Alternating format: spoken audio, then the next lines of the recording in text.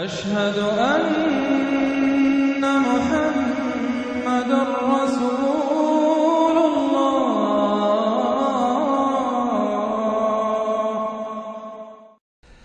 اب ہم اللہ کے نام سے قرآن حکیم میں مکی اور مدنی صورتوں کا جو دوسرا گروپ ہے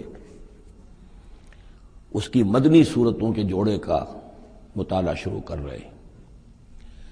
مکیات اس دوسرے گروپ میں دو ہیں، سورۃ الانعام، سورۃ الاعراف، جن کا مطالعہ ہم کر چکے، اور میں نے ابتدا ہی میں عرض کیا تھا کہ یہ گروپ اس اعتبار سے متوازن ہے کہ اس میں دو ہی سورتیں مکی ہیں، دو ہی مدنی ہیں۔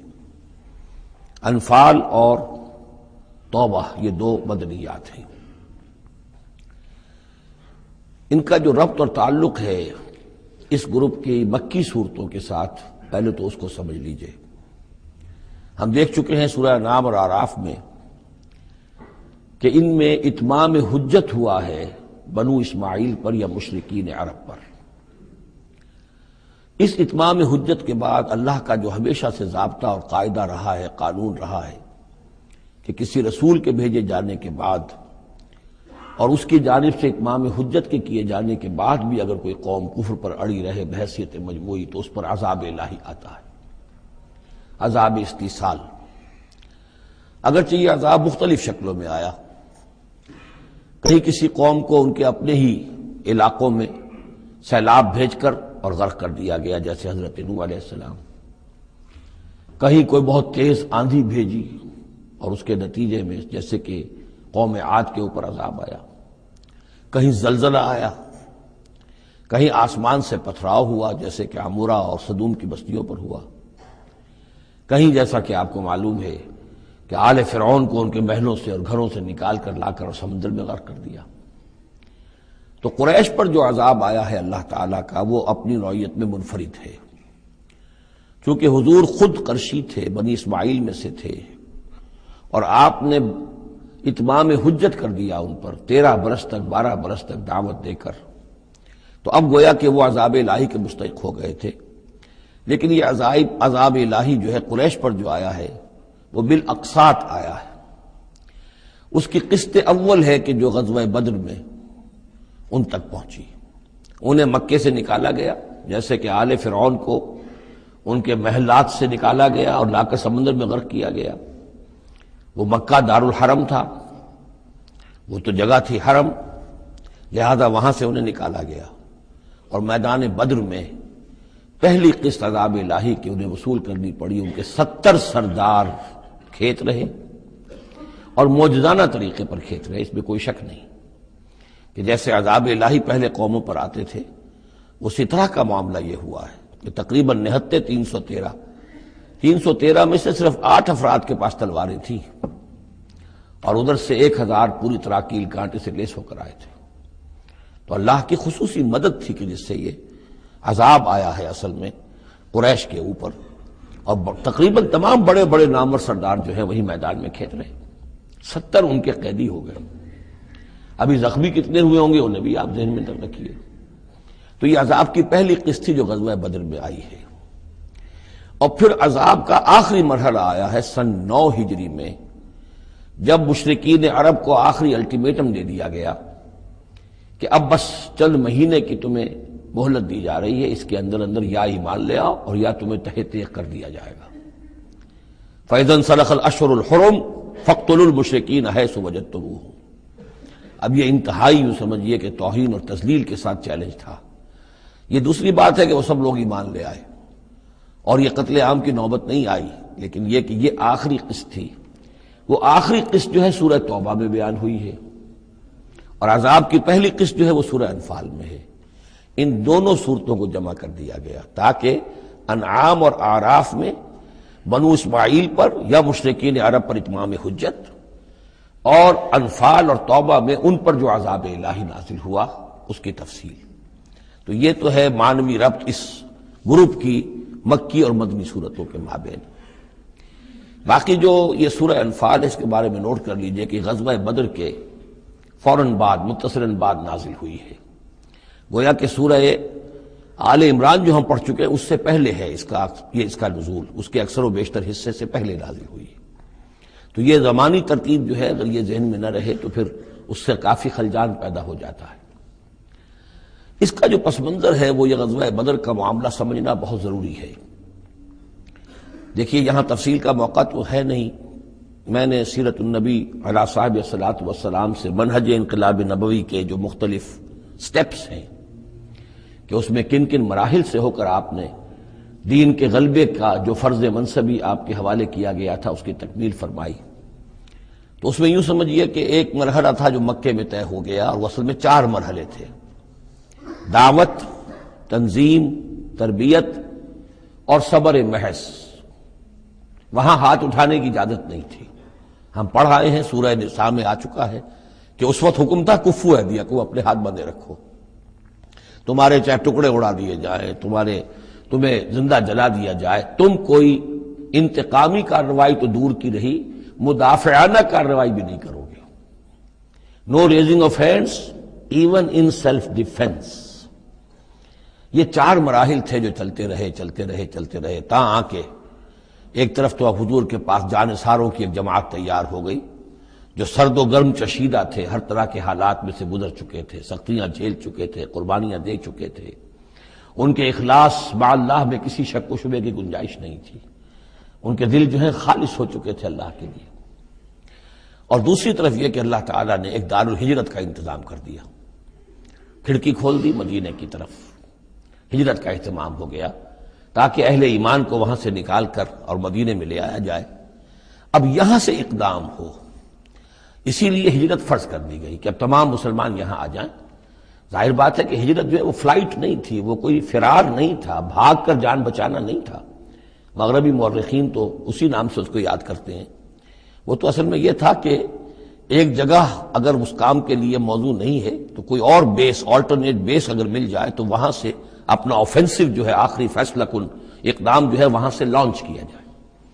لہذا مدینے میں آ کر حضور نے صلی اللہ علیہ وسلم صرف 6 مہینے لیے ہیں انٹرنل کنسالیڈیشن، کہ اب آپ آئے ہیں، نئے آئے ہیں، مہاجرین نئے آئے ہیں، تو ایک تو یہ کہ ان 6 مہینے میں آپ نے مسجد نبوی تعمیر کر لی، مرکز بن گیا، گورنمنٹ ہاؤس بھی ہو گیا یہ، اور پارلیمنٹ ہاؤس بھی ہو گیا، دارالندوہ بھی ہو گیا، دارالعلوم بھی ہو گیا، خانقاہ بھی ہو گئی، عبادت گاہ بھی ہو گئی، مرکز ہو گیا۔ ثانیاً آپ نے انصار اور مہاجرین کے اندر مواخات کرا دی، ایک انصاری ایک مہاجر بھائی بنا دی۔ تیسرے یہ کہ آپ نے بہت بڑا کام یہ کیا کہ جو یہود کے قبیلے وہاں آباد تھے ان کو آپ نے ان کے ساتھ ایک معاہدہ کر لیا، جوائنٹ ڈیفنس آف مدینہ، میثاق مدینہ، مدینے کی ایک مدافعت جو ہوگی وہ مشترک ہوگی، کوئی بھی حملہ آور آئے گا باہر سے تو مل کر مسلمان اور یہودی اس معاملے میں ایک ملت ہوں گے اور دفاع کریں گے مدینے کا۔ بس 6 مہینے آپ نے اس کام میں لیے، 7ویں مہینے سے پھر آپ نے کچھ چھوٹے چھوٹے دستے بھیجنے شروع کر دیے، چھاپا مار دستے سمجھ لیجئے، کہ جس سے وہ جو کیروان روٹس تھے، قریش کی لائف لائن یہی تھی، ان کا تجارتی سلسلہ تھا، شام کی طرف قافلے جو جاتے تھے وہ بدر سے ہو کر گزرتے تھے، بدر کے قریب سے، اور بدر جو ہے مدینے سے قریب تر تھا، مکے سے فاصلہ زیادہ ہے، اور جو قافلے جاتے تھے یمن کو وہ طائف سے ہو کر گزرتے تھے۔ تو آپ نے ان راستوں کے اوپر چھاپا مار دستے بھیجنے شروع کر دیے۔ جدید اصطلاح میں اس کو یہ کہا جائے گا کہ اکنامک بلاکیڈ آف مکہ۔ 8 ایسی مہمیں غزوہ بدر سے پہلے ثابت ہیں 1.5 سال کے اندر۔ 6 مہینے آپ نے وہ لیے، 1.5 سال اور 2 سال کے بعد غزوہ بدر ہو گیا ہے۔ تو یہ 1.5 سال میں 8 مہمیں ہیں، جن میں سے 4 میں کہ حضور خود بھی بنفس نفیس شریک رہے ہیں، اس لیے وہ غزوات کہلاتے ہیں، اور 4 وہ ہیں کہ جن میں آپ نے صرف کچھ لوگوں کو بھیج دیا ہے کسی امیر کے تحت، وہ سرایا کہلاتے ہیں۔ تو یہ جو صورتحال ہوئی، اور اس میں یہ بھی ہوا کہ حضور جہاں جاتے تھے خود تو وہاں کے قبائل سے آپ معاہدے کر لیتے تھے۔ اب یا تو وہ لوگ قبائل جو تھے مقامی، پہلے تو وہ قریش کے حلیف تھے، اب یا تو وہ حضور کے حلیف ہو گئے، مسلمانوں کے حلیف ہو گئے، تو قریش کی طاقت کم ہوئی، مسلمانوں کی بڑھ گئی، یا یہ ہے کہ وہ نیوٹرل ہو گئے کہ ہم نہ قریش کی مدد کریں گے آپ کے خلاف، نہ آپ کی مدد کریں گے قریش کے خلاف، نیوٹرل ہو گئے۔ اس سے بھی یہ ہے کہ قریش کا جو حلقہ اثر تھا، سیاسی زون آف پولیٹیکل انفلوئنس، وہ کم ہو رہا ہے۔ یہ 2 چیزیں ایسی ہوئی ہیں، political isolation of Quraysh and economic blockade of Mecca, جس کے نتیجے میں مکے والے جو ہیں پھر یوں سمجھیے کہ تنگ آمد بجنگ آمد، ورنہ مکے والوں کی طرف سے کوئی آغاز ثابت نہیں ہے تاریخ میں کہ حضور کے اور مسلمانوں کے مکے سے جانے کے بعد ان کی طرف سے کوئی ابتدا ہوئی ہو، کوئی انیشیٹو لیا گیا۔ دو واقعات خاص طور پر ایسے ہو گئے کہ ایک چھوٹا سا آپ نے ایک دستہ بھیجا تھا نخلا، اور یہ نخلا جو ہے یہ مکے اور طائف کے مابین ہے، تو سمجھیے کس قدر فاصلے پر، اور وہاں مٹ بھیڑ ہو گئی۔ جو مسلمان وہاں بھیجے گئے تھے ان کے کفار کے ساتھ، وہاں ایک مشرک مکے کا مارا گیا، ایک کو انہوں نے قید کیا، ساتھ لے آئے کچھ سامان جو ان کا تجارت تھا وہ بھی لے آئے، وہ مال غنیمت سمجھ کر۔ تو حضور اگرچہ ناراض ہوئے کہ میں نے تمہیں لڑنے کا حکم نہیں دیا تھا، میں نے اس لیے بھیجا تھا کہ وہاں رہو اور قریش کی نقل و حرکت سے ہمیں مطلع کرتے رہو، لیکن اب سچویشن پیدا ہو گئی، گویا کہ یہ چاہے ارادہ تھا یا نہیں تھا، ڈی فیکٹو شکل یہی ہوئی کہ اقدام ہو گیا مسلمانوں کی طرف سے، اب آغاز ہو گیا مسلمانوں کی طرف سے۔ ادھر جب ابو سفیان لے کر جا رہے تھے بہت بڑا قافلہ شام کی طرف، تو حضور نے اس کا تعاقب کیا، لیکن وہ تیزی سے نکل گئے تھے۔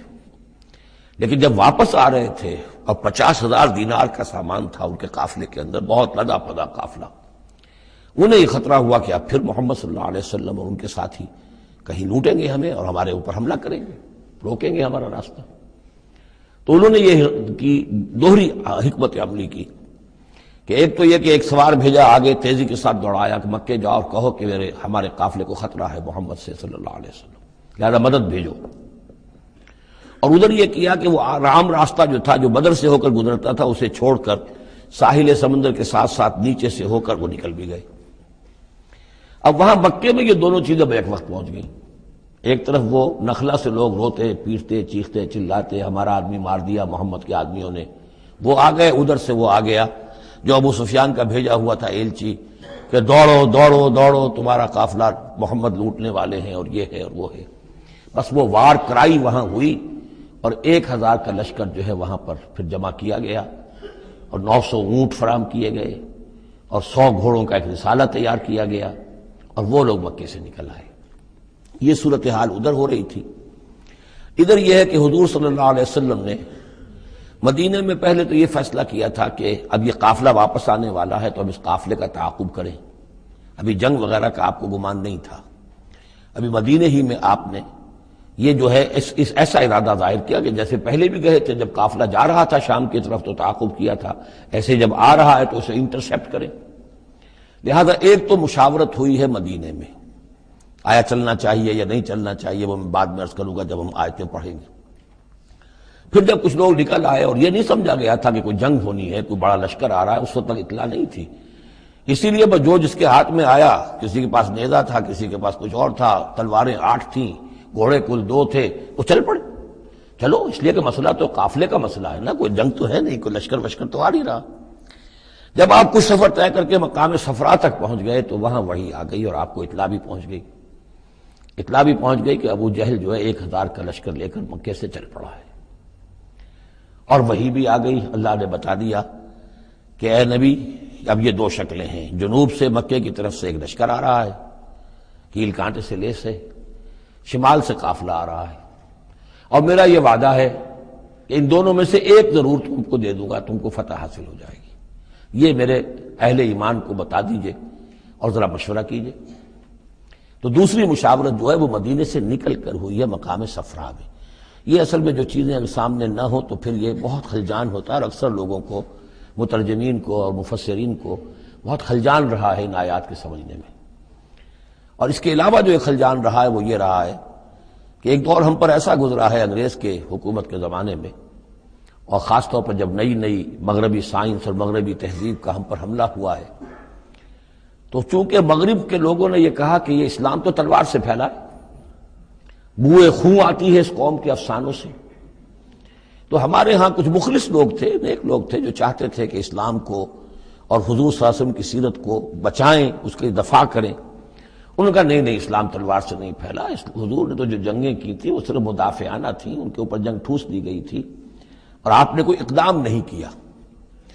اور ان میں سب سے بڑا کام کیا ہے ہندوستان میں مولانا علامہ شبلی نعمانی رحمۃ اللہ علیہ نے، میں ان کا نام ادب سے لوں گا اس لیے کہ سر سید احمد کے زیر اثر تھے، اور وہ جو جدید جو ابھی آیا تھا، جو مغربی افکار و خیالات اور تہذیب اور تمدن اور ویلیوز اور نظریات کا جو ریلا آیا تھا، اس کا مقابلہ کرنا آسان کام نہیں تھا۔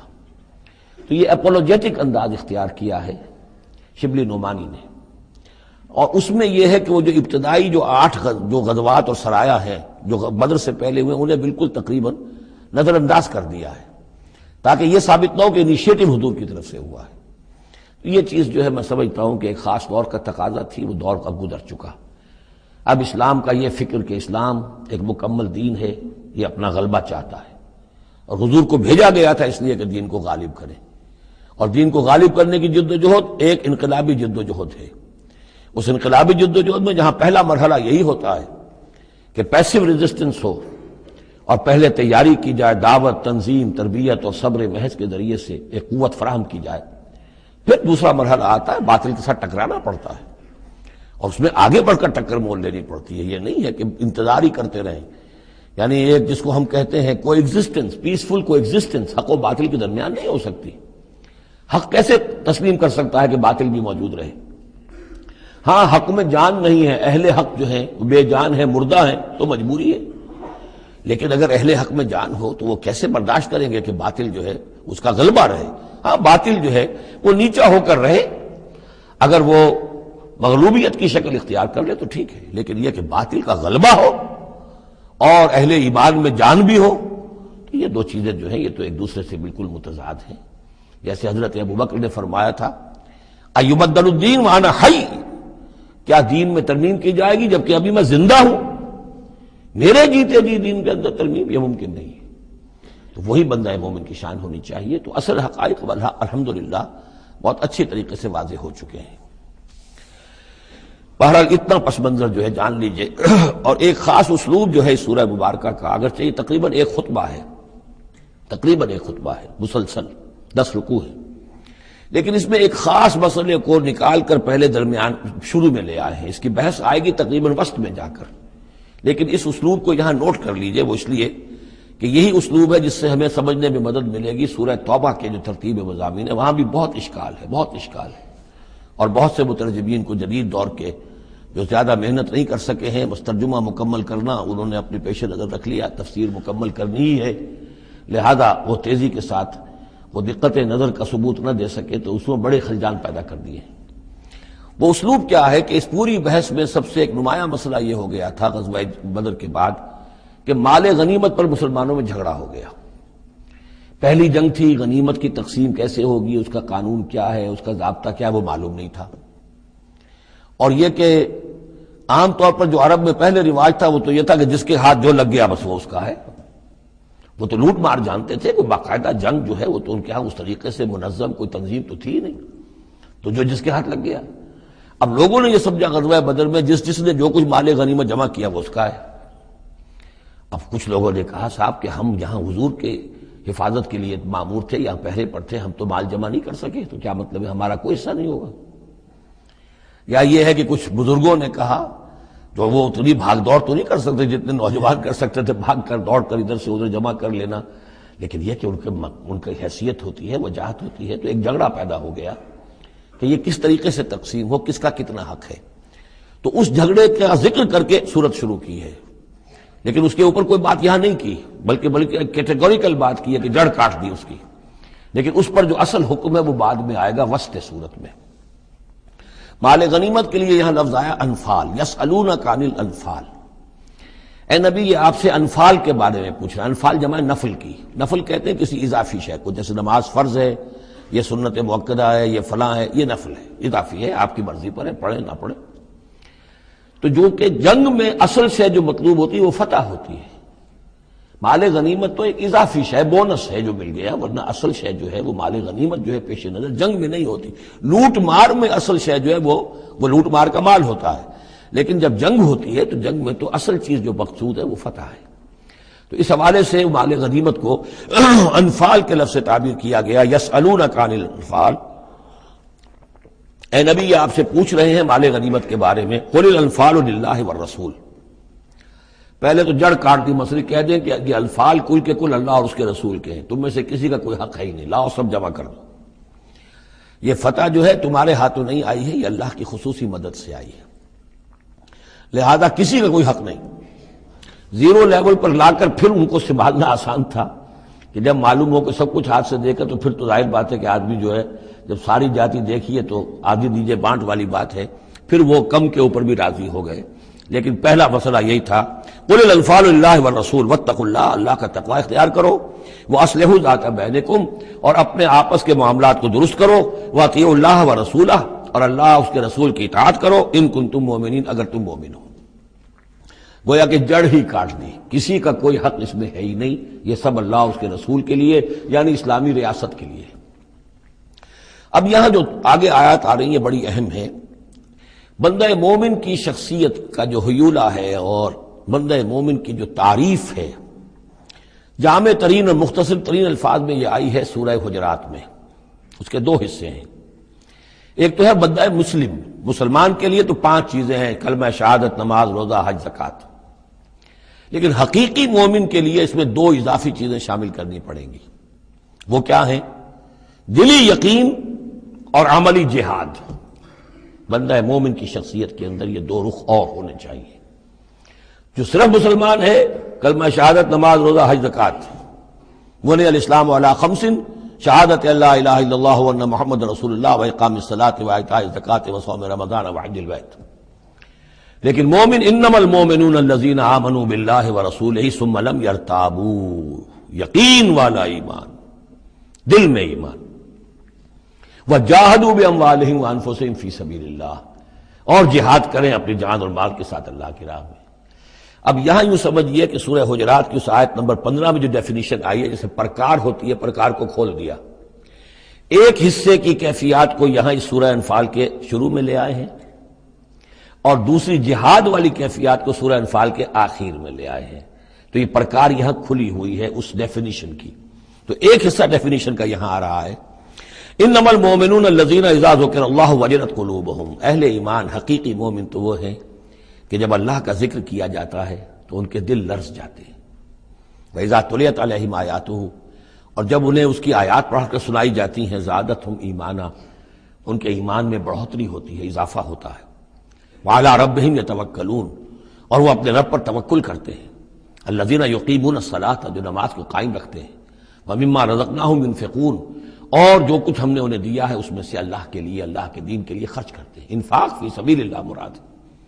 اولئک ھم المؤمنون حقا، یہ وہ لوگ ہیں جو سچے مومن ہیں، حقیقی مومن ہیں۔ لیکن نوٹ کر لیجئے، یہ بھی ابھی آدھی ڈیفینیشن آئی ہے، اس سورہ مبارکہ کے آخر میں آئے گی، اور وہاں جا کے پھر یہی الفاظ آئیں گے۔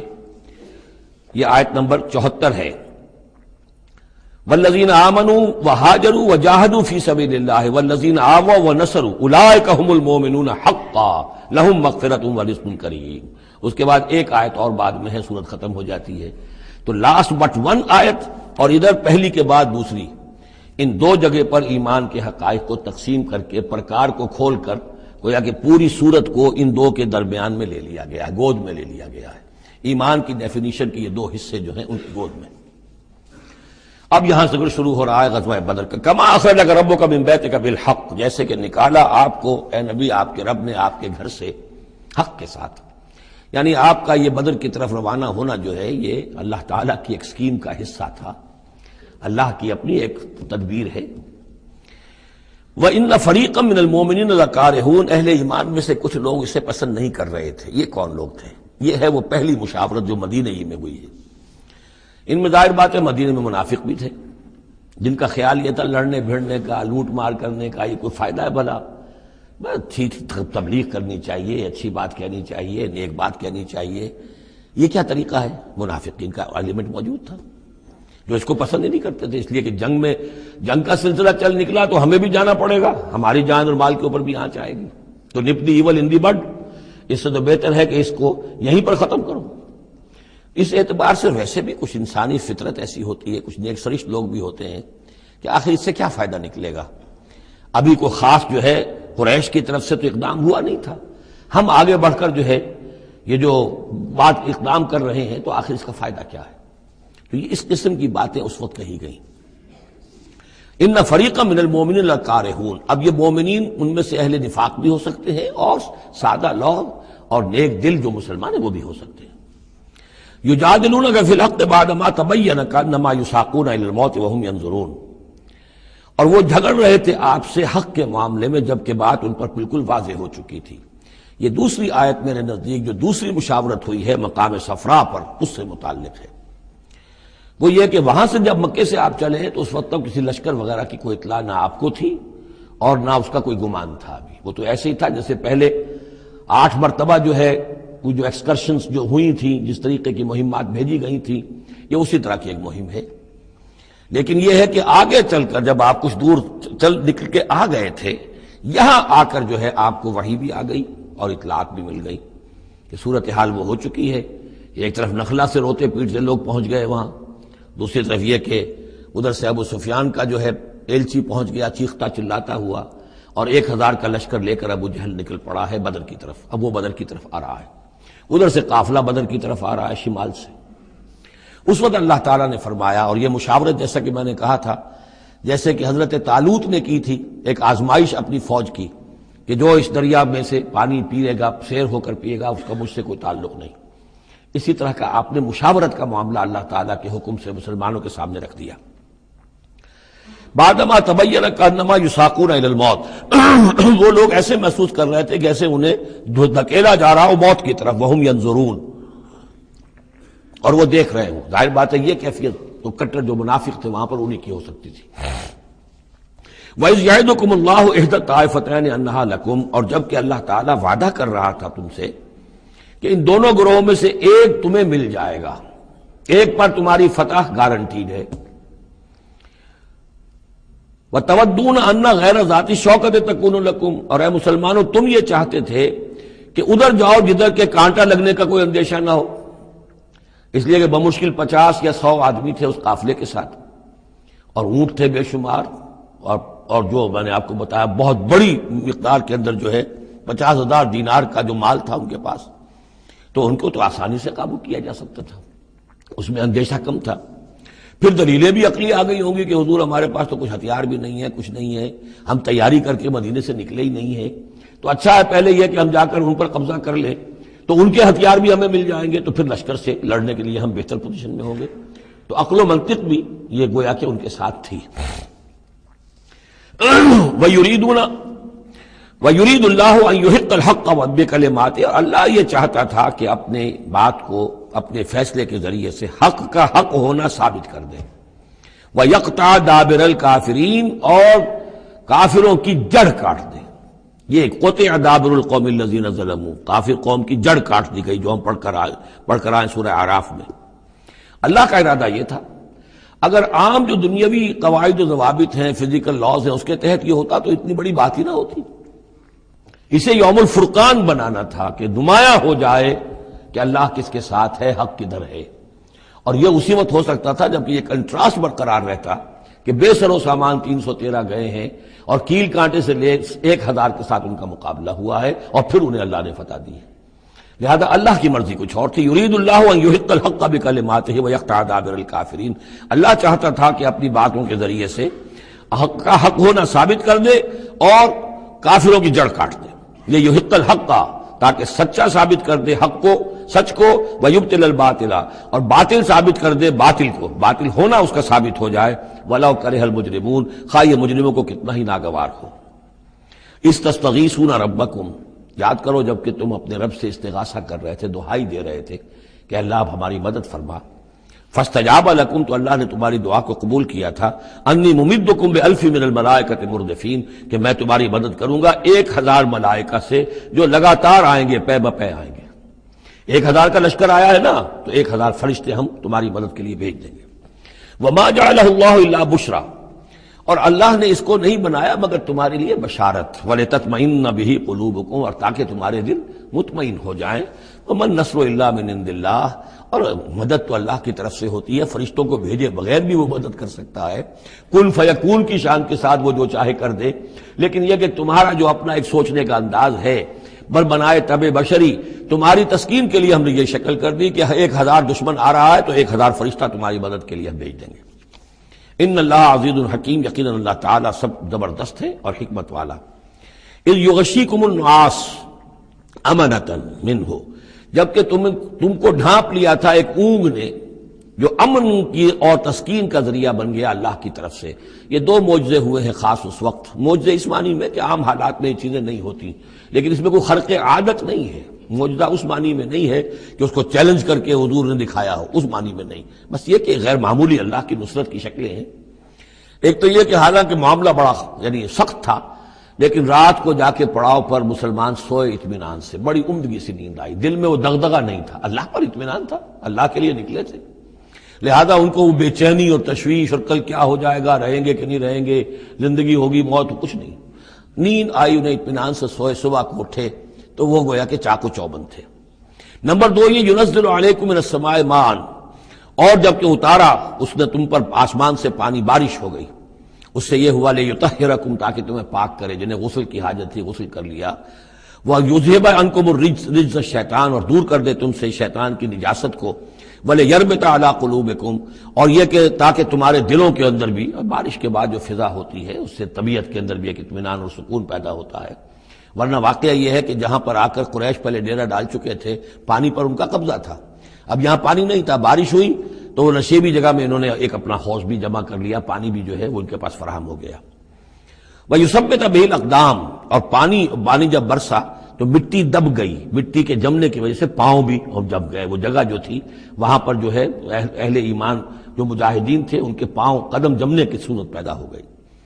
اِذْ یُوحِی رَبُّکَ إِلَى الْمَلَائِکَةِ، اور جب یاد کرو، گمان کرو، تصور کرو، جب کہ آپ کا رب وحی کر رہا تھا فرشتوں کو، انی معکم، وہ جو 1000 فرشتہ اللہ نے بھیجا، انی معکم، میں تمہارے ساتھ ہوں، فثبتوا الذین آمنوا، تو جاؤ اور اہل ایمان کے قدموں کو جما دو، اہل ایمان کے دلوں کو جما دو۔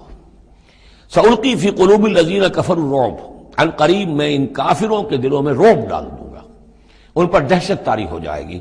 فاضربوا فوق الاعناق، پھر مارنا ان کی گردنوں کے اوپر جیسے چاہے، واضربوا منہم کل بنان، اور مارنا ان کی ایک ایک پور پر، یعنی یہ کہ جب کسی شخص پر کوئی شخص دہشت زدہ ہو جائے تو اس کے اندر قوت مدافعت نہیں رہتی، پھر گویا کہ وہ جو بھی حملہ آور ہے اس کے رحم و کرم پر ہے، جدھر سے چاہے چوٹ لگائے، جدھر سے چاہے مارے۔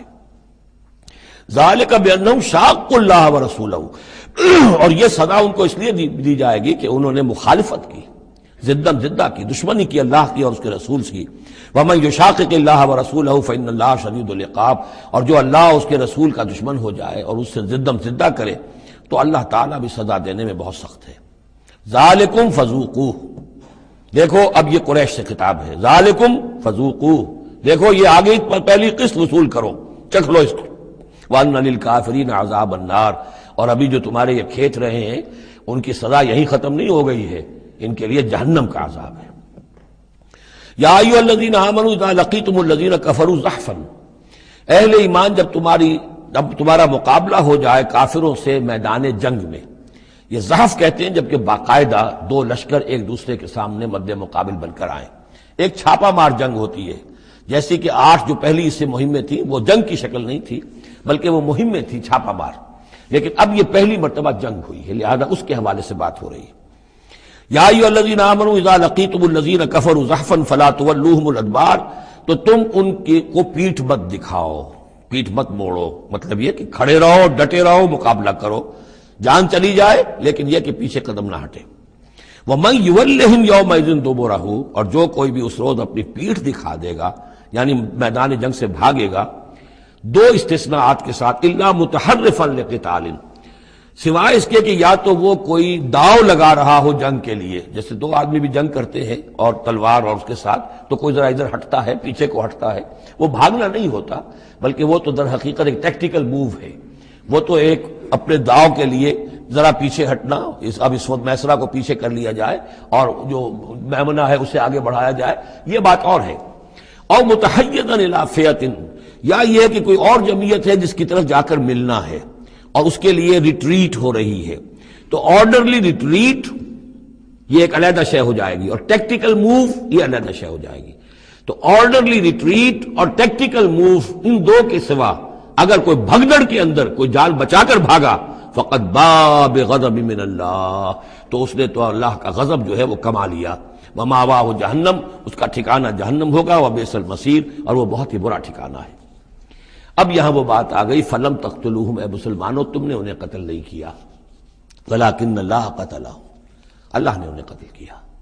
ویسے تو یہ کہ فاعل حقیقی اللہ ہے، ہم جو کام بھی کرتے ہیں اور جس شے کے اندر بھی کوئی تاثیر ہے وہ اللہ ہی کی وجہ سے، لا فاعل فی الحقیقت ولا مؤثر الا اللہ۔ عام حالات میں بھی یہ، لیکن یہ خاص حالات تھے جن میں اللہ تعالیٰ کی خصوصی مدد آئی ہے۔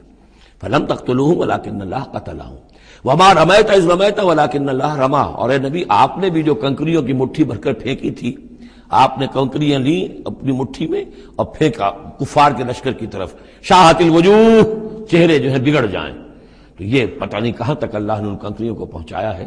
تو فرمایا، اور آپ نے جب وہ کنکریوں کی مٹھی پھینکی تھی، ما رمیت اذ رمیت، آپ نے نہیں پھینکی تھی، ولکن اللہ رما، یہ تو اللہ تعالیٰ نے پھینکی تھی۔ ہاتھ ہے اللہ کا، بندہ مومن کا ہاتھ۔ وَلِيُبْلِيَ الْمُؤْمِنِينَ مِنْهُ بَلَاءً حَسَنًا، تاکہ اللہ تعالیٰ اہل ایمان کے جوہر نکھارے، ان کے اندر کی چھپی ہوئی جو صلاحیتیں ہیں، مخفی ہیں، انہیں اجاگر کرے۔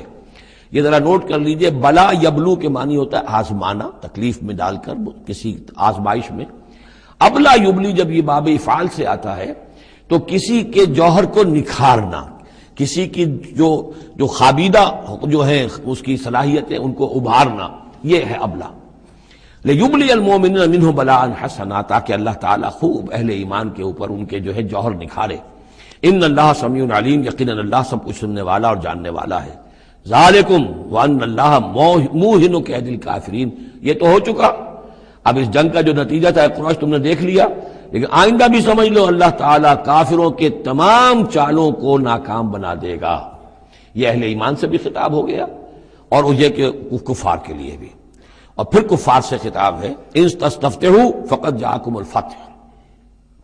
اصل میں ابو جہل جو لشکر کا وہ سمجھیے کمانڈر ان چیف کی حیثیت سے آیا تھا، اسے اتنا یقین تھا کہ میں نے اتنی تیاری کی ہے، اتنا ساز و سامان ہے کہ ہم مسلمانوں کو کچل کر رکھ دیں گے، تو پہلے سے پروپیگنڈا شروع کر دیا تھا، یہ یوم الفرقان ہوگا، یہ پتہ چل جائے گا اللہ کس کے ساتھ ہے۔ اللہ کو تو وہ بھی مانتے تھے، اللہ کے ساتھ دیویوں دیوتاؤں کو مانتے تھے نا، اللہ کے منکر تو نہیں تھے، لیکن یہ کہ ادھر اللہ ہی اللہ تھا، ادھر اللہ کے ساتھ اور منات اور دیوتا اور وہ بھی تھے، تو یہ کہ اللہ کس کے ساتھ ہے یہ ثابت ہو جائے گا۔ یعنی وہ اتنا یقین تھا اسے، جیسے 65 کی جنگ میں لاہور، فال آف لاہور دکھا دیا گیا BBC ٹیلی ویژن کے اوپر، یہ ہو چکا، لاہور جو ہے اس پر تو بھارتی فوج کا قبضہ ہو چکا، اتنا یقینی تھا۔ اسی طرح اس نے یوم الفرقان کہا، تو اسی کو اللہ تعالیٰ نے یوم الفرقان بنا دیا تاکہ منکشف ہو جائے یہ بات، مبرر ہو جائے کہ اللہ کس کے ساتھ ہے۔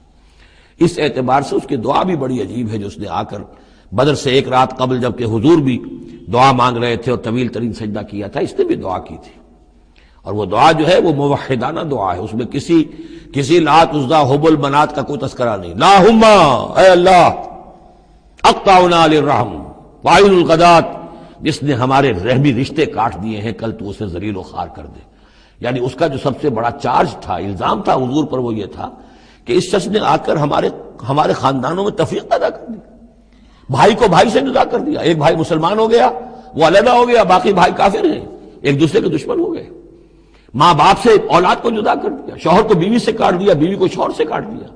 ہماری طاقت تھی، ہمارا قبیلہ تھا، ہم قریش تھے، ظاہر بات ہے کہ قبائلی زندگی میں اتحاد، یکجوئی، یہی تو چیزیں ہوتی ہیں ساری کی ساری، کہ جس کی وجہ سے ان کی ساکھ ہوتی ہے، تو اس نے تو آ کر ہمارا ستیہ ناش کر دیا۔ اقطعنا للرحم، جس نے رحمی رشتے کاٹ دیے ہیں ہمارے، فاہنہ الغدات، تو اے اللہ کل اسے ذلیل و خوار کر دیجو۔ یہ دعا تھی ابو جہل کی۔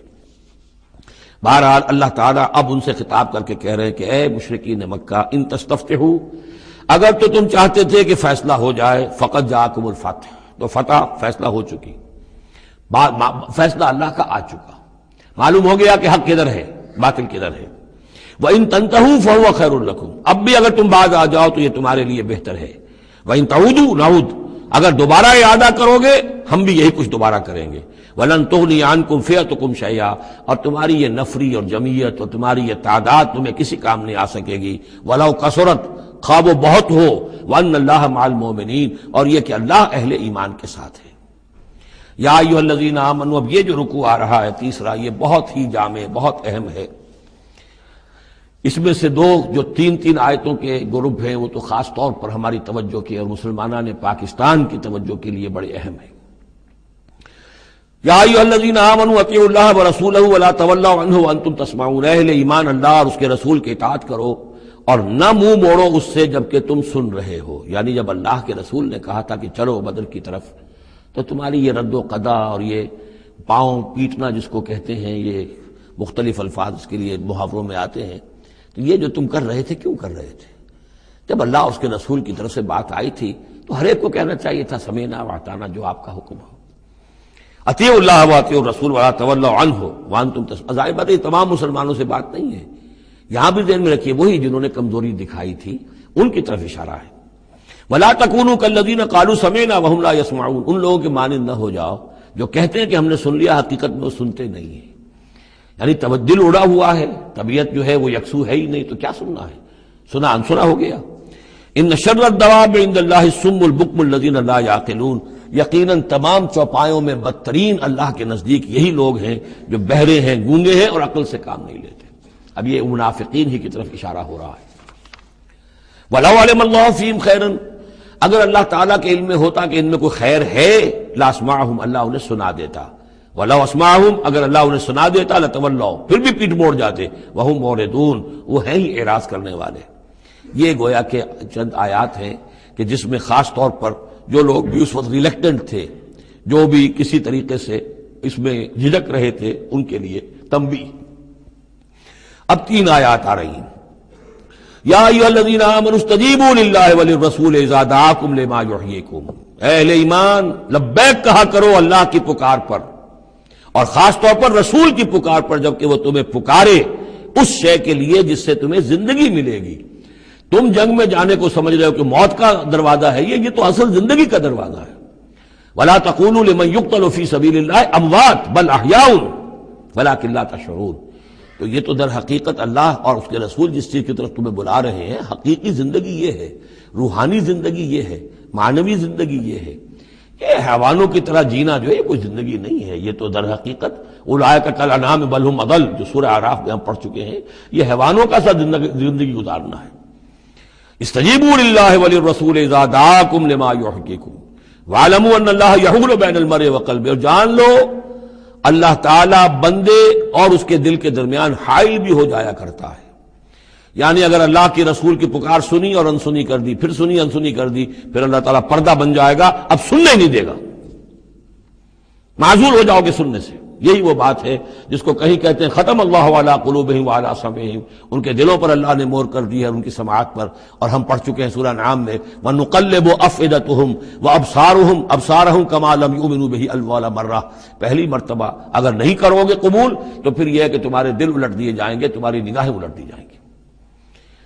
تو اس لیے بہت ہی ڈرنے کی بات ہے جو بھی مطالبہ دین کا سامنے آئے اور ایک دفعہ دل گواہ دے دے کہ ہاں ہے بات ٹھیک ہے، پھر اگر کرنی کترائے گا انسان تو یہیں سے سزا نقد شروع ہو جائے گی، پھر وہ صلاحیت سلب ہو جائے گی، پھر اللہ حائل ہو جائے گا، یعنی قانون خداوندی، سنت خداوندی حائل ہو جائے گی، پھر آپ کے دل پر مہر لگے گی، آپ کے کانوں کے پر مہر لگے گی، آپ کی آنکھوں پر پردے پڑ جائیں گے۔ یا ایھا الذین آمنوا استجیبوا للہ وللرسول اذا دعاکم لما یحییکم واعلموا ان اللہ یحول بین المرء وقلبہ وانہ الیہ تحشرون، اور یہ کہ بالآخر تو تمہیں سب کو اسی کی طرف جمع کیا جانا ہے۔ واتقوا فتنة لا تصیبن الذین ظلموا منکم خاصہ، اور ڈرو اس سزا سے، اس عذاب سے کہ جب آئے گا تو تم میں سے صرف گناہ گاروں ہی کو اپنی لپیٹ میں نہیں لے گا۔ اس کا میں کل حوالہ دے چکا ہوں، بے گناہ بھی اس میں اگر اپنا فرض ادا نہیں کر رہے، فرض ادا نہ کرنا جرم ہے، وہ خود گناہ ہے۔ تم اگر دین کے لیے سرفروشی نہیں کر رہے تو یہ بھی تو گناہ ہے۔ ہاں ٹھیک ہے، میں نے یہ شراب نہیں پی، میں نے یہ نہیں کیا، میں نے سور نہیں کھایا، میں نے فلاں نہیں کیا، میں نے نمازیں پڑھی، ٹھیک ہے سب کچھ کیا، لیکن سوال یہ ہے کہ جو دین کا فرض تھا، دین کی نصرت تھی، اللہ کی اور اس کے دین کے لیے تن من دھن لگانا تھا، وہ نہیں کیا، وہ بھی تو جرم ہے۔ تو وَاعْلَمُوا، اور جان لو، ان اللہ یحول بین المرء وقلبہ وانہ الیہ تحشرون واتقوا فتنة لا تصیبن الذین ظلموا منکم خاصۃ واعلموا ان اللہ شدید العقاب، اور جان لو کہ اللہ سزا دینے میں بہت سخت ہے۔ وَاذْكُرُوا، یہ ہے خاص پاکستانی مسلمانوں کے لیے آیت، اور یاد کرو اذ انتم قلیلون، جب تم تھوڑی تعداد میں تھے، جیسے ہم بھی اقلیت کا خوف تھا ہمیں کہ ہم ہندوؤں کے مقابلے میں اقلیت ہیں، مستضعفون فی الارض، جنہیں زمین میں دبا لیا گیا تھا، تخافون ان یتخطفکم الناس، تمہیں اندیشہ یہ تھا کہ لوگ تمہیں اچک لے جائیں گے، اکثریت جو ہے وہ تمہیں ایکسپلائٹ کرے گی معاشی اعتبار سے، سماجی اعتبار سے، لسانی اعتبار سے، مذہبی اعتبار سے۔ فآواکم، تو اللہ نے تمہیں پناہ کی جگہ دے دی۔ وأیدکم بنصرہ، اور تمہاری مدد کی ہے، خاص تائید کی ہے اپنی خاص نصرت سے۔ ورزقکم من الطیبات، اور تمہیں بہترین پاکیزہ رزق عطا کیا ہے، لعلکم تشکرون، تاکہ تم شکر کرو۔ یا ایھا الذین آمنوا لا تخونوا اللہ والرسول، اے ایمان مت خیانت کرو اللہ سے اور اس کے رسول سے۔ ایمان کا دم بھرنا اور پھر اس کے دین کو، اللہ کے دین کو مغلوب دیکھ کر بھی اپنے دھندے، اپنے کاروبار، اپنی جائیداد، اپنی ملازمت، اپنا پروفیشن، اسی چکر میں لگے رہنا، اس سے بڑی خیانت کیا ہوگی؟ بے وفائی ہے، غداری ہے، خیانت ہے۔ لا تخونوا اللہ والرسول، اللہ اور اس کے رسول کے ساتھ خیانت نہ کرو۔ وتخونوا اماناتکم وانتم تعلمون، اور نہ ہی اپنی آپس کی امانتوں میں خیانت کرو۔ سب سے بڑی خیانت تو اللہ کے ساتھ خیانت ہے۔ سب سے بڑی وہ امانت جو اللہ نے اپنی روح تم میں پھونکی ہے، اس کا حق اگر تم ادا نہیں کر رہے ہو تو سب سے بڑی خیانت یہ ہے، جس کو کہ فرمایا گیا ہے سورہ احزاب میں، ہم نے آسمانوں پر، زمین پر، پہاڑوں پر پیش کی۔ ان عرضنا الامانۃ علی السماوات والارض والجبال فابین ان یحملنها واشفقن منها وحملها الانسان۔ تو بہت بڑی بڑی امانتیں تمہارے پاس ہیں، دین کی امانت ہے، قرآن کی امانت ہے، شریعت کی امانت ہے، یہ سب امانتیں محمد رسول اللہ کی۔ وَأَنَّ اللَّهَ عِندَهُ أَجْرٌ عَظِيمٌ، اور یقیناً اللہ ہی کے پاس ہے بہت بڑا اجر۔ یا ایھا الذین آمنوا ان تتقوا اللہ یجعل لکم فرقانا وَاعْلَمُوا أَنَّمَا أَمْوَالُكُمْ وَأَوْلَادُكُمْ فِتْنَةٌ، اور جان لو تمہاری اولاد اور تمہارے اموال تمہارے لیے فتنہ ہے۔ یہی روکتے ہیں، یہی دو بیڑیاں ہیں جو پاؤں میں پڑی رہتی ہیں، مال اور اولاد۔ اولاد کو اعلیٰ سے اعلیٰ تعلیم دلانی ہے، اس کے لیے بڑی بڑی فیسیں دینی پڑتی ہیں، اس کے لیے ظاہر بات ہے کہ اپنا ایک ایک قطرہ جو ہے پسینے کا اور خون کا لگائیں گے تو کہیں جا کر وہ ساری چیزیں فراہم ہوگی۔ آدمی کھپ گیا اسی کے اندر، اولاد کے لیے یا مال کے لیے۔ پھر کہاں سے وقت لائیں دین کے لیے اور دین کے لیے نصرت کے لیے؟ کہاں کوئی رمق جسم کے اندر باقی رہ جاتی ہے؟ جان لو کہ تمہارے اموال اور تمہاری اولاد تمہارے لیے فتنہ ہے۔ فتنہ کہتے ہیں جس پر کسی کو پرکھا جائے، کسوٹی جس کے اوپر پرکھا جا رہا۔ وَأَنَّ اللَّهَ عِندَهُ أَجْرٌ عَظِيمٌ، اور یقیناً اللہ ہی کے پاس ہے بڑا اجر۔ یا ایھا الذین آمنوا ان تتقوا اللہ یجعل لکم فرقانا، اہل ایمان اگر تم اللہ کے تقوی پر برقرار رہو گے، تمہارے لیے فرقان، ایک کے بعد دوسری فرقان آتی رہے گی۔ پہلا فرقان تو یہ آ گیا ہے، یہ فتح جو تمہیں دی گئی ہے۔ وَيُكَفِّرْ عَنْكُمْ سَيِّئَاتِكُمْ، اور یہ کہ تمہارے سے تمہاری جو کمزوریاں ہیں، برائیاں ہیں، وہ اللہ تعالیٰ دور کر دے گا۔ وَيَغْفِرْ لَكُمْ، اور بخش دے گا۔ واللہ ذو الفضل العظیم، اللہ بڑے فضل والا ہے۔ وَإِذْ يَمْكُرُ بِكَ الَّذِينَ كَفَرُوا، اب یہ ہجرت سے پہلے جو صورتحال تھی مکے میں کہ قریش کے سردار بیٹھتے تھے دارالندوہ میں، کیا کریں اب ہم محمد صلی اللہ علیہ وسلم کو قتل کر دیں، سازشیں ہوتی تھیں، اور اسی طریقے سے انہیں قید کر دیں، کہیں یہاں سے نکلنے پہ مجبور کر دیں، تو وہ جو سازشیں ان کی ہوتی تھی اور مشورے ہوتے تھے ان کا ذکر ہے۔ وَإِذْ يَمْكُرُ بِكَ الَّذِينَ كَفَرُوا، اور جب یاد کیجئے جبکہ وہ لوگ جو کافر ہوئے، یہ کافر لوگ آپ کے بارے میں مشورے کرتے تھے، چالیں چلتے تھے، اسکیمیں بناتے تھے، سازشیں کرتے تھے۔ لِيُثْبِتُوكَ، نمبر ایک تو یہ کہ آپ کو کہیں قید کر دیں، اور يَقْتُلُوكَ، یا قتل کر دیں، اور يُخْرِجُوكَ، یا آپ کو اپنی بستی سے کہیں نکال دیں۔ وَيَمْكُرُونَ وَيَمْكُرُ اللَّهُ، وہ بھی چالیں چل رہے تھے، ان کی بھی اسکیمز تھیں اور اللہ کی اپنی اسکیم تھی۔ واللہ خیر الماکرین، اور ظاہر بات ہے کہ اللہ تعالیٰ بہترین ہے پلاننگ کرنے والا اور بہترین ہے تدبیر فرمانے والا۔ وَإِذَا تُتْلَىٰ عَلَيْهِمْ آيَاتُنَا قَالُوا قَدْ سَمِعْنَا لَوْ نَشَاءُ لَقُلْنَا مِثْلَ هَٰذَا، اور جب انہیں ہماری آیات پڑھ کے سنائی جاتی ہے تو وہ کہتے ہیں ٹھیک ہے، بہت سن لی ہم نے یہ آیات، بہت محمد آپ نے سنا لیا، کوئی ایسی بات بھی نہیں ہے، ہم چاہیں گے تو ایسا ہی کلام ہم بھی کہہ لیں گے۔ جرت نہیں کی کسی نے کہ آئے کہ یہ کلام میں نے موضوع کیا ہے اور یہ قرآن کے برابر ہے، تو کوئی کمیشن بٹھا لیجئے، کوئی سازش بنا لیجئے کہ تو طے کریں، یہ جرت نہیں ہوئی۔ لیکن یہ کہہ دینے میں تو کوئی بات نہیں تھی، زبان کون پکڑے گا؟ لو نشاء لقلنا مثل هذا، اگر ہم چاہیں گے تو ہم بھی ایسے کہہ دیں گے، کوئی ایسی بڑی بات نہیں ہے۔ یہ نضر بن حارث تھا کہ جس کی طرف یہ الفاظ منقول ہیں تاریخ اور سیرت میں۔ ان هذا الا اساطیر الاولین، یہ نہیں ہے یہ مگر یہ کہ پچھلوں کی کہانیاں ہیں، قصے ہیں، جیسے آج بھی مستشرقین کہتے ہیں کہ کچھ تورات سے کچھ انجیل سے محمد نے لے لیا جوڑ جاڑ کر اور یہ قرآن بنایا ہے۔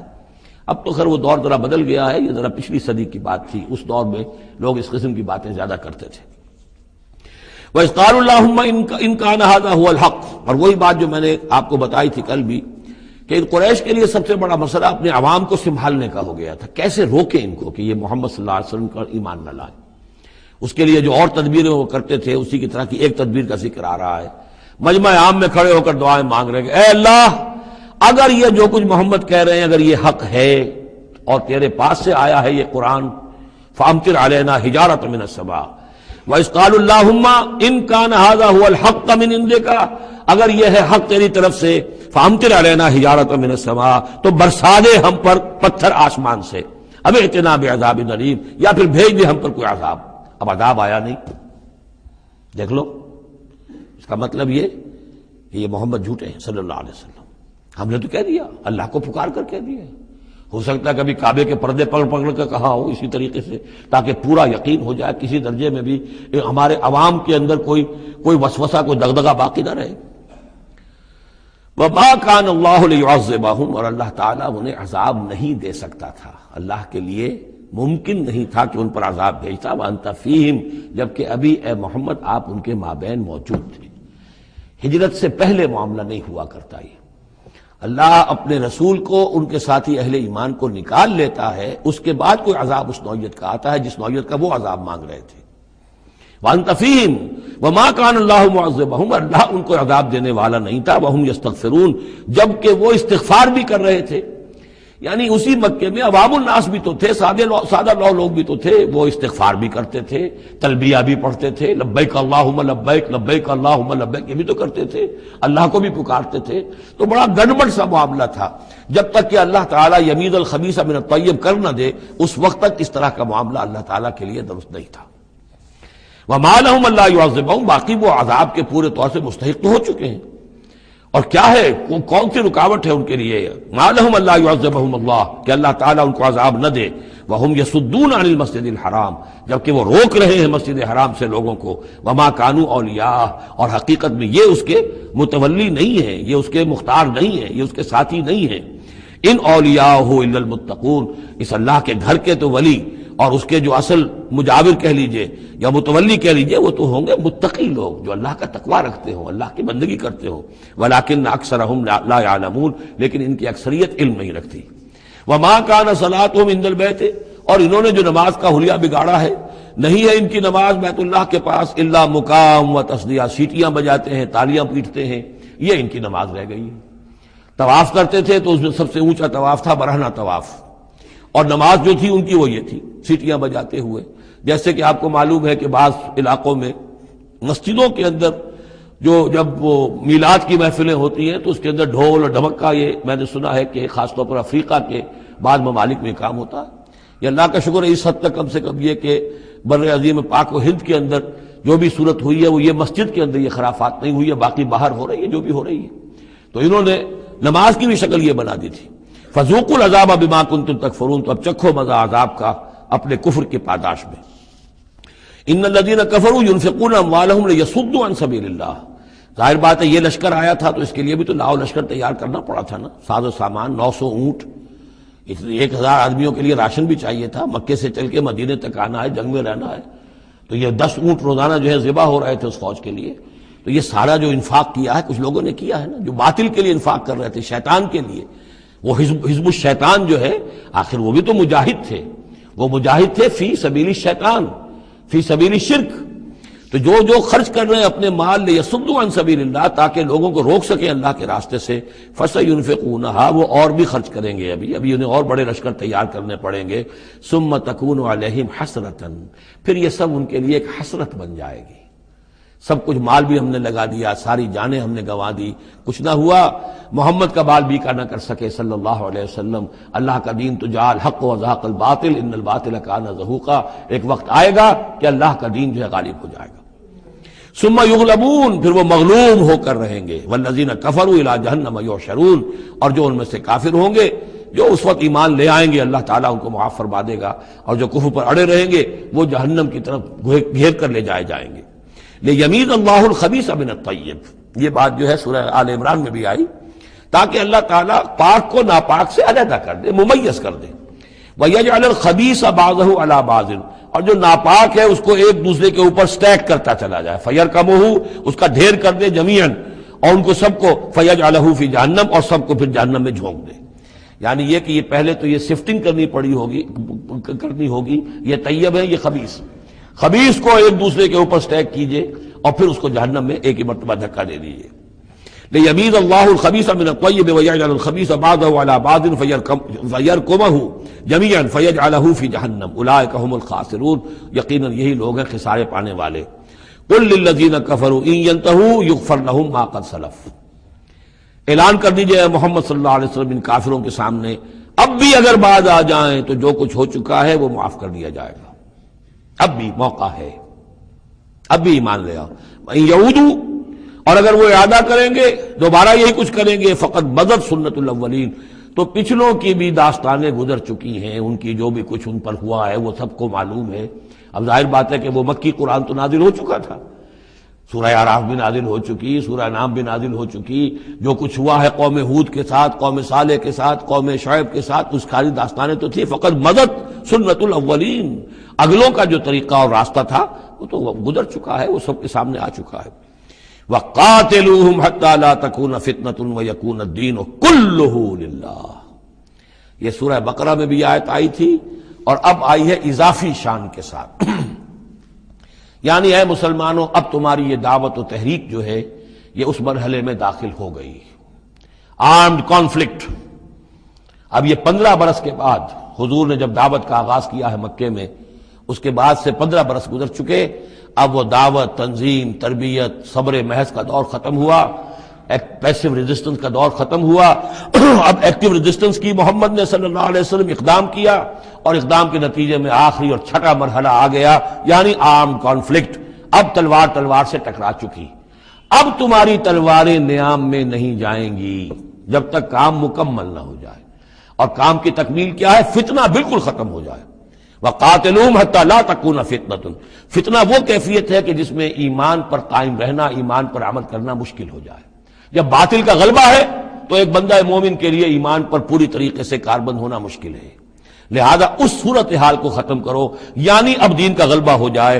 حَتَّى لَا تَكُونَ فِتْنَةٌ وَيَكُونَ الدِّينُ كُلُّهُ لِلَّهِ. دین بھی جزوی نہیں, کل کا کل دین اللہ ہی کے تابع آ جائے.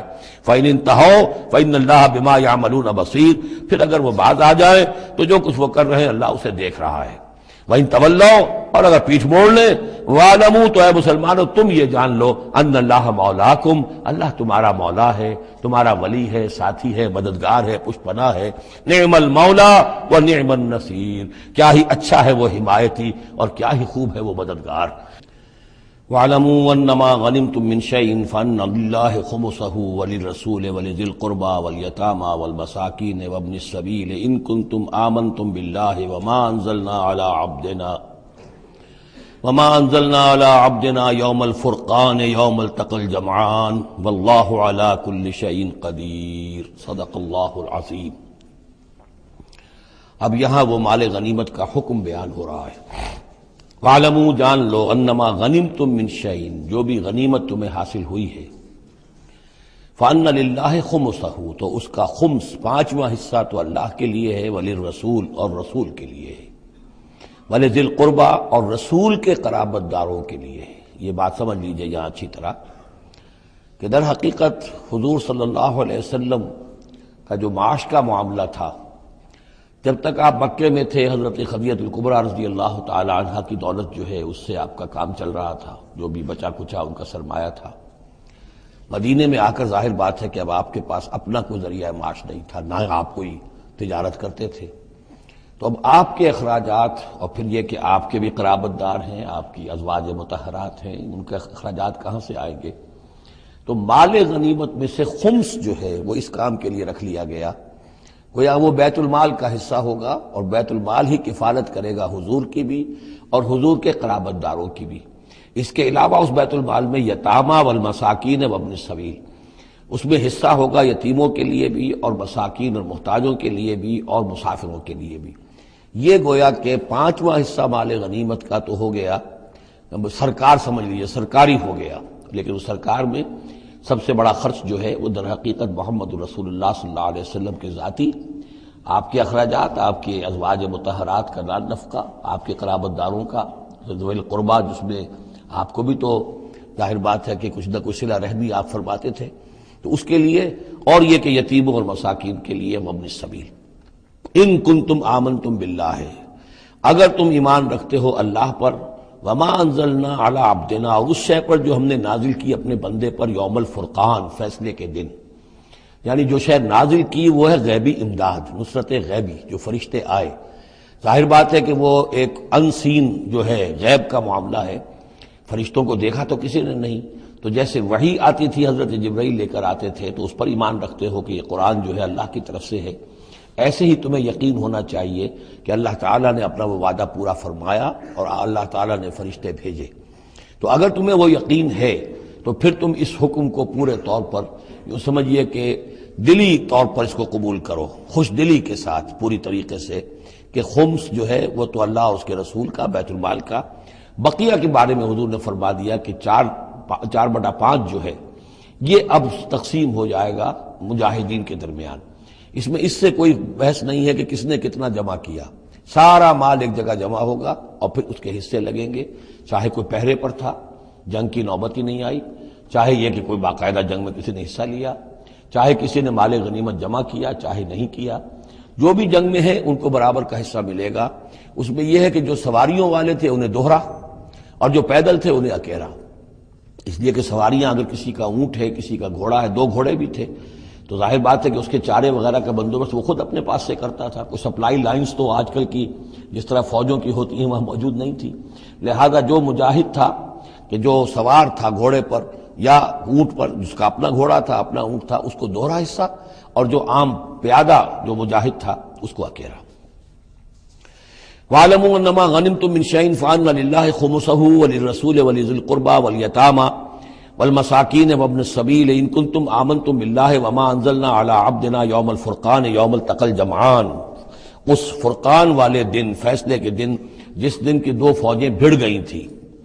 واللہ علی کل شیء قدیر، اور اللہ تعالیٰ ہر چیز پر قادر ہے۔ اذ انتم بالعدوۃ الدنیا وہم بالعدوۃ القصویٰ، اصل میں یہ جو وادی ہے جس میں بدر واقع ہوا ہے یہ ایک گھاٹی سی ہے جو دونوں کناروں کے اوپر تو بہت تنگ ہے لیکن درمیان میں بہت کھل کر میدان بن جاتا ہے۔ اس کا ایک سرا جو ہے وہ شمال کی طرف نکل جاتا ہے اور وہ جا رہا ہے شام کی طرف، ایک سرا جنوب کی طرف ہے اور وہ جاتا ہے مکے کی طرف، ایک مشرق کی طرف آتا ہے کہ جو مدینے کی طرف آ رہا ہے، اور اکثر و بیشتر جو پہلے حاجی جاتے تھے وہ اسی راستے پر تھے، یہی راستہ تھا۔ اب تو جو نیا طریق الہجرہ بڑی اعلیٰ سڑک بن گئی ہے تو لوگوں کو ان مقامات سے گزرنے کا موقع نہیں ملتا، ورنہ بدر سے ہو کر ہی راستہ گزرتا تھا۔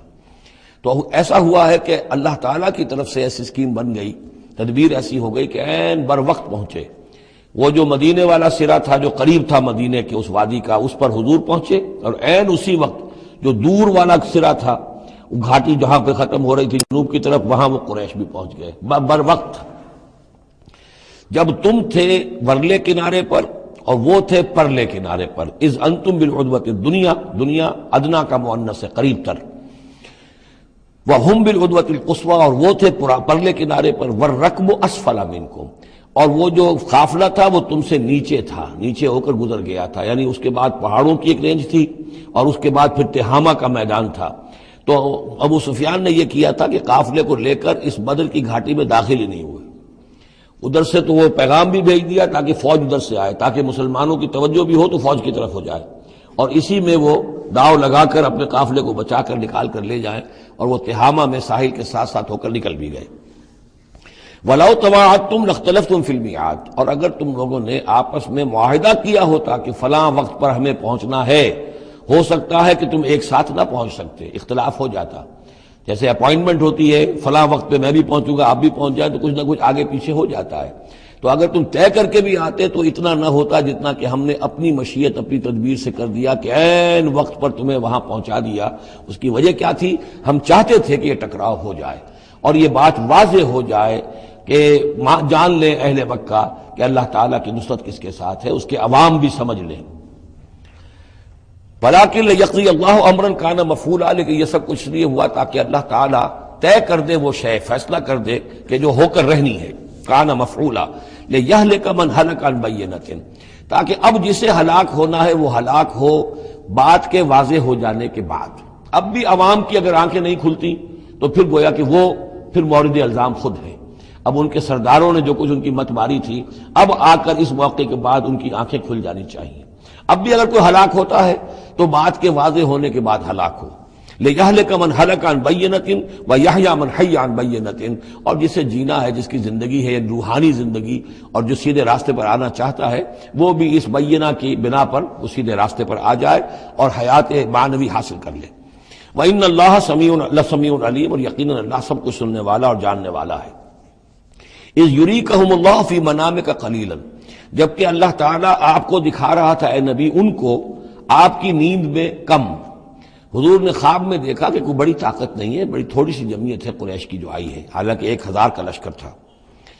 وَلَوْ أَرَاكَهُمْ كَثِيرًا، اور اگر آپ کو دکھایا ہوتا کہ وہ بڑی بڑی تعداد میں آ رہے ہیں، لَفَشِلْتُمْ، اور آپ نے وہ بات بتائی ہوتی صحابہ کرام کو، اپنے ساتھیوں کو، تو اے مسلمانوں پھر تم کمزوری دکھاتے، تم ڈھیلے پڑ جاتے۔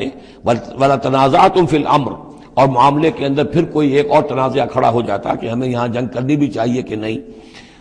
ولیکن اللہ سلم، لیکن اللہ تعالیٰ نے سلامتی پیدا فرما دی۔ انہ علیم بذات الصدور، یقیناً وہ جو کچھ سینوں کے اندر ہے اس سے واقف ہے۔ اس کی توجہ یہ کی ہے مفسرین نے کہ اگرچہ نبی کا خواب جھوٹا نہیں ہو سکتا، یہ نہیں تھا کہ حضور کو جو خواب دکھایا گیا وہ غلط تھا، اصل میں ان کی جو معنوی حقیقت تھی وہ دکھا دی گئی۔ ایک ہے کسی شے کے اندر جو کمیت ہے، کوانٹیٹیو ایلیمنٹ ہے اس کا، ایک ہے جو اس کی کیفیت ہے، جو اس کے اندر اصل حقیقت ہے۔ تو یہ بات جو ہے اچھی طرح سمجھ لینے کی ہے کہ مکے سے جو اصل نفری آئی تھی وہ تو ان عوام الناس کی تھی کہ جن کو بارے میں جن کو معلوم تھا کہ محمد ہمارے بہترین آدمی ہیں صلی اللہ علیہ وسلم، اور جو ان کے ساتھی ہیں وہ ہمارے گلے سرسبد ہیں، ہمارے خاندان کے قریش کے بہترین لوگ ہیں، اور پھر یہ کہ انہوں نے کوئی جرم نہیں کیا ہے، کوئی ظلم نہیں کیا ہے، وہ صرف ایک خدا واحد کا کے ماننے والے اور جو ہے وہ نیکیوں کا حکم دینے والے ہیں۔ تو جو ان کے ہاں جو بھی جس کو ہم کہتے ہیں سائلنٹ میجورٹی، عوام الناس، ان کے دل اپنے لیڈروں کے ساتھ نہیں تھے۔ آ تو گئے تھے، وہ ظاہر ان کا جبر تھا، ان کا فیصلہ تھا، لیڈروں کا حکم تھا، آ گئے تھے، لیکن مارے باندھے کو آئے ہوئے تھے۔ ان کے دلوں کے اندر وہ بات نہیں تھی کہ جو کسی ایسے لشکر میں ہوتی ہے کہ جو سمجھتا ہے اپنے آپ کو برحق، ہم حق کے لیے لڑ رہے ہیں، تو اس کے اندر جو طاقت ہوتی ہے اس لڑنے والے کے اندر، وہ اس شخص میں نہیں ہوتی کہ جو مارے باندھے کو لے آیا گیا ہو اور خود اسے اپنے دل میں یہ یقین نہ ہو کہ میں حق کے لیے لڑ رہا ہوں۔ اس اعتبار سے معنوی طور پر جو ان کی کیفیت تھی اس کے اعتبار سے وہ واقعتاً کم تھے۔ تو حضور کو خواب میں اللہ تعالیٰ نے ان کی اصل حقیقت دکھائی۔ وَإِذْ يُرِيكُمُوهُمْ إِذْ الْتَقَيْتُمْ فِي أَعْيُنِكُمْ قَلِيلًا وَيُقَلِّلُكُمْ فِي أَعْيُنِهِمْ، مزید برآں اللہ نے یہ کیا کہ جب دونوں لشکر ٹکرائے ہیں تو ایسی کیفیت پیدا کر دی کہ مسلمانوں کو بھی وہ تھوڑے لگ رہے تھے کہ کوئی زیادہ لوگ نہیں ہیں، اور انہیں بھی مسلمان تھوڑے نظر آ رہے تھے۔ یعنی یہ کہ ہر صورت اللہ نے ایسی بنا دی تھی کہ جنگ ہو اور ڈٹ کر ہو، تاکہ یہ صورتحال جو ہے یوم الفرقان ہونا اس کا بالکل واضح ہو جائے۔ اگر کسی وجہ سے وہ کرنی کترا جاتا معاملہ اور جنگ نہ ہوتی، مقابلہ نہ ہوتا، تو جس طریقے سے کہ اللہ اس کو فیصلہ کن دن بنا دینا چاہتا تھا، یوم الفرقان، فیصلے کا دن، وہ صورتحال پیدا نہ ہوتی۔ لِيَقْضِيَ اللَّهُ أَمْرًا كَانَ مَفْعُولًا، تاکہ اللہ پورا کر دے اس معاملے کو کہ جو ہونے والا ہی تھا۔ وَإِلَى اللَّهِ تُرْجَعُ الْأُمُورُ، اور تمام معاملات بالآخر تو اللہ ہی کی طرف لوٹا دیے جائیں گے۔ یا ایھا الذین آمنوا اذا لقیتم فئۃ فاثبتوا، اے اہل ایمان جب بھی اب تمہارا، اب چونکہ دور شروع ہو گیا ہے، اب تمہاری جد و جہد جو ہے وہ آخری مرحلے میں داخل ہو چکی ہے، مسلح تصادم کا آغاز ہو چکا ہے، اور یہ تو ابھی پہلی جنگ ہے، ابھی جنگیں اور آنی ہیں، اگلے ہی سال غزوہ احد ہو گیا۔ جب بھی تمہارا مقابلہ ہو کسی فوج سے فاثبتوا، پہلا حکم تو یہ ہے کہ پھر ثابت قدم رہو، قدم جمائے رکھو۔ دوسرا حکم وَاذْكُرُوا اللَّهَ كَثِيرًا، اور اللہ کا ذکر کرو کثرت کے ساتھ، لعلکم تفلحون، تاکہ تم فلاح پاؤ۔ تمہاری جو طاقت ہے وہ اللہ تعالیٰ کے بھروسے پر ہے۔ وَاصْبِرْ وَمَا صَبْرُكَ إِلَّا بِاللَّهِ، ایک بندہ مومن کا صبر جو ہے وہ اللہ کے بھروسے پر ہے، لہذا اللہ یاد رہے گا، اللہ کے ساتھ قلبی تعلق، روحانی تعلق استوار ہوگا تو تم ثابت قدم رہو گے، اور اگر اللہ کے ساتھ رشتہ ٹوٹ گیا، قلبی رشتہ، روحانی رشتہ، تو پھر تمہارے اندر جان نہیں ہوگی۔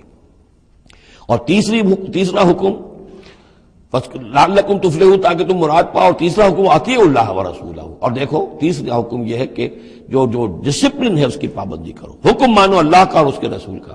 اب ویسے تو یہاں اللہ کا حکم بھی کہا گیا ہے، لیکن ظاہر بات ہے کہ وہاں تو ہر وقت جو حکم آتا تھا وہ رسول کا حکم آتا تھا، اس لیے کہ قرآن بھی آ رہا ہے تو رسول کی زبان سے ادا ہو رہا ہے، اور رسول اپنی جانب سے اپنی اجتہاد کے تحت، اپنی رائے کے تحت، اپنی تدبیر کے تحت کوئی رائے دے رہے ہیں تو بھی حضور کی زبان مبارک سے ادا ہو رہا ہے۔ تو ویسے کہنے کو یہ اللہ اور اس کے رسول کی اطاعت کرو، لیکن عملاً وہ رسول اطاعت بن جاتی ہے۔ بمصطفیٰ برساں خویش را کہ دی ہمہ اوست، واطیعوا اللہ ورسولہ ولا تنازعوا، اور دیکھو آپس میں جھگڑو نہیں. یہی وہ الفاظ آئے ہیں جو سورہ آل عمران میں ہم پڑھ چکے ہیں. وَلَقَدْ صَدَقَكُمُ اللَّهُ وَعْدَهُ إِذْ تَحُسُّونَهُمْ بِإِذْنِهِ حَتَّى إِذَا فَشِلْتُمْ وَتَنَازَعْتُمْ فِي الْأَمْرِ وَعَصَيْتُمْ مِن بَعْدِ مَا أَرَاكُمْ مَا تُحِبُّونَ. اب یہ 1 سال بعد ہونے والا ہے. یہ 1 سال پہلے ان سے کہا جا رہا ہے نظم کی پابندی کرو، اطاعت رسول پر کاربند رہو، ولا تنازعوا، اختلاف نہ کرو، جھگڑا نہ ڈالو، فتفشلوا، تو تم ڈھیلے پڑ جاؤ گے، وتذهب ريحكم، اور تمہاری ہوا اکھڑ جائے گی، واصبروا، اور ثابت قدم رہو، ان اللہ مع الصابرین، یقیناً اللہ تعالیٰ صابروں کے ساتھ ہے. اللہ کی نصرت، تائید اہل صبر کے ساتھ ہے. ولا تکونوا كالذین خرجوا من دیارہم بطرا ورئاء الناس، ان لوگوں کے مانند نہ ہو جانا کبھی جو نکلے تھے اپنے گھروں سے اتراتے ہوئے، اینٹتے ہوئے، اکڑتے ہوئے لوگوں کو دکھانے کے لیے. یہ وہ قریش کا لشکر جب چلا ہے تو ابو جہل نے جو بھی ساز و سامان کیا تھا اس کے لیے ڈھول ڈھمکا بھی تھا، اور اس کے ساتھ جو ہے ہر طرح کا لاؤ لشکر. تو وہ تو جا رہے تھے بالکل اس خیال سے کہ فتح ہماری ہے ہی ہے اور ہم مسل کر رکھ دیں گے، جیسے مچھر کو مسل دیا جاتا ہے. یہ مسلمان ہیں کتنے، وہ جو ہے خوب اپنے شان و شوکت کا مظاہرہ کرتے ہوئے جا رہے تھے. وَيَصُدُّونَ عَن سَبِيلِ اللَّهِ، اور حقیقت کیا تھی کہ اللہ کے راستے سے روک رہے تھے. وَاللَّهُ بِمَا يَعْمَلُونَ مُحِيطٌ، اور جو کچھ وہ کر رہے تھے اللہ اس کا احاطہ کیے ہوئے تھا. اللہ کے قابو سے باہر جانے والی ان کی کوئی تدبیر نہیں تھی. وَإِذْ زَيَّنَ لَهُمُ الشَّيْطَانُ أَعْمَالَهُمْ، اور جبکہ شیطان نے ان کے لیے ان کے اعمال کو مزین کر دیا تھا. وَقَالَ لَا غَالِبَ لَكُمُ الْيَوْمَ، اور اس نے ان کے کان میں یہ پھونک ماری تھی، یہ وسوسہ ڈالا تھا، آج تم پر کوئی غالب نہیں آ سکتا.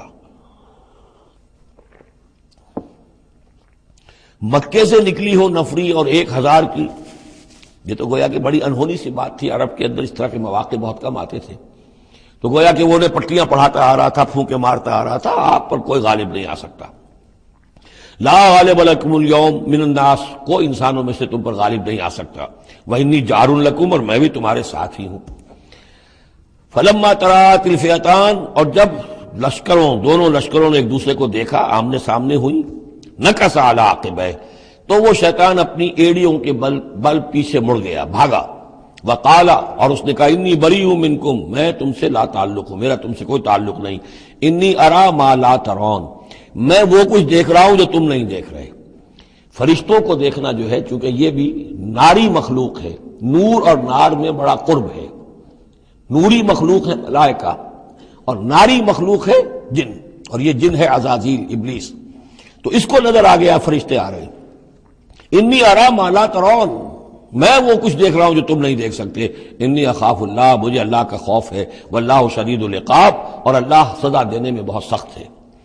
اذ یقول المنافقون والذین فی قلوبہم مرض، اب یہ ایک نقشہ تو یہ تھا کہ جب چلے آ رہے تھے قریش کا لشکر لے کر ابو جہل اور اس کے ساتھی سردار، اور ادھر شیطان بھی ان کو پہلے تو پیٹھ ٹھوکتا ہوا آ رہا ہے، اور عین وقت پر جو ہے وہ ان کو ساتھ چھوڑ کر بھاگا ہے.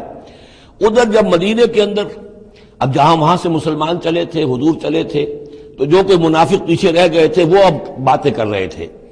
اذ یقول المنافقون والذین فی قلوبہم مرض، جبکہ کہہ رہے تھے وہ منافق لوگ اور وہ لوگ کہ جن کے دلوں میں روگ تھا.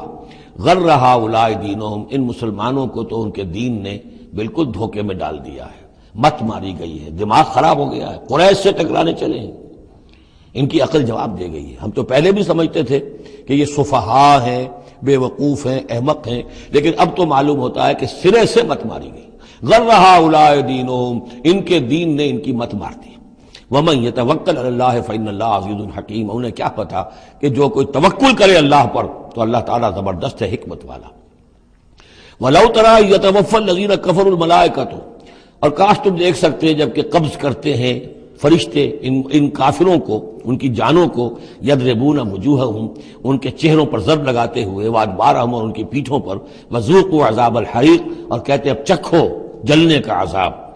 ذالک بما قدمت ایدیکم، اور یہ وہ کچھ ہے جو تمہارے اپنے ہاتھوں نے آگے بھیجا ہے. وان اللہ لیس بظلام للعبید، اور یہ کہ اللہ تو ہرگز اپنے بندوں کے حق میں ظالم نہیں ہے، ظلم کرنے والا نہیں ہے. کداب آل فرعون والذین من قبلہم، جیسے کہ معاملہ ہوا آل فرعون کا اور ان کا جو ان سے پہلے تھے. آل فرعون سے پہلے قوم شعیب سے پہلے صدوم اور عمورہ کی بستیاں، ان سے پہلے قوم سمود، ان سے پہلے قوم عاد، ان سے پہلے قوم نوح. یہ ہم سورہ اعراف کے اندر یہ ساری چیزیں پڑھ کر آئے. کذاب آل فرعون والذین من قبلہم کفروا بآیات اللہ، انہوں نے بھی اللہ کی آیات کا کفر کیا، فأخذہم اللہ بذنوبہم، تو اللہ نے پکڑ لیا انہیں ان کے گناہوں کی پاداش میں۔ ان اللہ قوی شدید العقاب، یقیناً اللہ تعالیٰ قوی ہے، قوت والا ہے، زور آور ہے اور سزا دینے میں سخت ہے۔ ذالک بأن اللہ لم یکن مغیرا نعمۃ انعمها علی قوم حتی یغیروا ما بانفسہم، یہ اس لیے ہے کہ اللہ تعالیٰ کا یہ طریقہ نہیں ہے کہ کوئی نعمت جو اس نے کسی قوم کو دی ہو اس میں تغیر کر دے جب تک کہ وہ قوم اپنے اندر کی کیفیت کو متغیر نہ کر دے۔ یعنی یہ ہر قوم جو اٹھی تھی اسی شکل میں اٹھی تھی کہ اللہ تعالیٰ نے ایک نبی بھیجا، جیسے کہ قوم ہود ختم ہوئی تو حضرت ہود اور ان کے ساتھیوں کے ذریعے سے ایک نئی قوم وجود میں آئی جو آگے چل کر سمود کہلائی۔ تو یہ لوگ کون تھے؟ یہ لوگ تھے جن کو اللہ نے نعمت دی تھی، انعام دیا تھا، احسان کیا تھا، ایمان انہیں ملا تھا، لیکن جب انہوں نے اپنی اس نعمتوں کو بدل دیا، کفر کی روش پر آ گئے، توحید کی پگڈنڈی چھوڑ کر، توحید کی شاہراہ کو چھوڑ کر شرک کی پگڈنڈیوں پہ مڑ گئے، تو پھر اللہ تعالیٰ کی نعمت بھی تبدیل ہو جاتی ہے، اللہ تعالیٰ نعمت سلب کر لیتا ہے، انعام کی جگہ پر اللہ کا عذاب آ جاتا ہے۔ ذالک بأن اللہ لم یکن مغیرا نعمۃ انعمها علی قوم حتی یغیروا ما بانفسہم، یہی ہے جو مضمون آگے بھی آئے گا سورہ رعد میں بھی، اور اس کو پھر یہ کہ اردو میں بھی ایک شعر میں لوگوں نے پیش کیا ہے کہ خدا نے آج تک اس قوم کی حالت نہیں بدلی، نہ ہو جس کو خیال آپ اپنی حالت کے بدلنے کا۔ قوموں کے اپنے اندر کے حالات بدلتے ہیں تو پھر تقدیر بدلتی ہے، صرف خواہش سے، وشفل تھنکنگ سے، امانی سے کوئی بات نہیں ہوا کرتی۔ اور قوم ظاہر بات ہے کہ افراد پر مشتمل ہوتی ہے، پہلے کچھ افراد بدلیں گے، ان کے اندر قلب ماہیت ہوگی، ان کا باطن بدلے گا، ان کی سوچ، ان کے نظریات، ان کے خیالات، ان کے مقاصد، ان کی دلچسپیاں، ان کی امنگیں تبدیل ہو جائیں گی۔ یہ اندر کے بدلے ہوئے لوگ جو ہیں جب کثیر تعداد میں ہوں گے تو پھر یہ مل جل کر زور لگائیں گے، طاقت لگائیں گے، معاشرے کو بدل دیں گے، اور پھر یہ اس طریقے سے کہ انقلاب آئے گا۔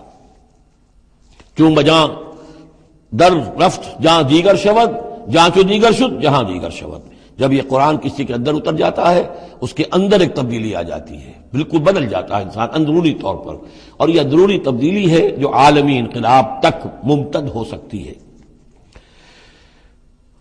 واللہ وان اللہ سمیع علیم، اللہ سب کچھ سننے والا جاننے والا ہے۔ کذاب آل فرعون، جیسے کہ دستور تھا یا ہوا معاملہ آل فرعون کا، والذین من قبلہم، اور جو ان سے پہلے تھے، کذبوا بآیات ربہم، انہوں نے اپنے رب کی آیات کو جھٹلایا، فاہلکناہم بذنوبہم، تو ہم نے ان کو ہلاک کر دیا ان کے گناہوں کی پاداش میں، واغرقنا آل فرعون، اور آل فرعون کو ہم نے غرق کر دیا، وکل کانوا ظالمین، اور یہ سب کے سب ظالم تھے۔ ان شر الدواب عند اللہ الذین کفروا فہم لا یؤمنون، بدترین چوپائے اللہ کے نزدیک یہی لوگ ہیں، اللہ کے نزدیک جو کفر کرتے ہیں اور وہ ایمان نہیں لاتے۔ یعنی وہی جو آیت ہم پڑھ چکے سورہ اعراف میں کہ یہ لوگ انسان نظر آتے ہیں، حقیقت میں انسان نہیں ہیں۔ لہم قلوب لا یفقہون بہا ولہم اعین لا یبصرون بہا ولہم آذان لا یسمعون بہا اولئک کالانعام بل ہم اضل، وہ چوپایوں کے مانند ہیں بلکہ ان سے بھی گئے گزرے۔ اس لیے شر الدواب کہا گیا، تمام جانداروں میں اور جمان چوپایوں میں، جانوروں میں سب سے برے لوگ جو ہیں وہ یہ انسان نما حیوان ہیں کہ جن کے اندر عقل نہیں، جن کے اندر شعور نہیں، جو ایمان سے خالی ہیں اور کفر پر اور صرف دنیا کی لذتوں پر ریجھ گئے۔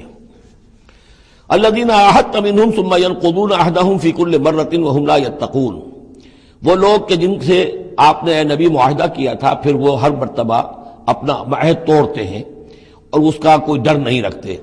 اب یہ اشارہ ہو رہا ہے یہود کی طرف، کیونکہ حضور جب مدینے میں تشریف لائے تو میں نے آپ کو شروع میں بتا دیا تھا کہ آپ نے بہت بڑا یہ سمجھیے کہ اس کو Montgomery what, professor Montgomery what نے جس قدر تعریف کی ہے اس کی، اور سارے جتنے بھی الفاظ ہو سکتے تھے انگریزی زبان میں، اسٹیٹس مین شپ کہ حضور کا معاملہ، فہمی کا معاملہ، تدبر کا معاملہ، سیاست کو سمجھنے کا معاملہ، اس کی بہت بڑی بات یہ ہے کہ آپ نے یہودی قبائل جو تھے تینوں ان کو معاہدوں میں جکڑ لیا۔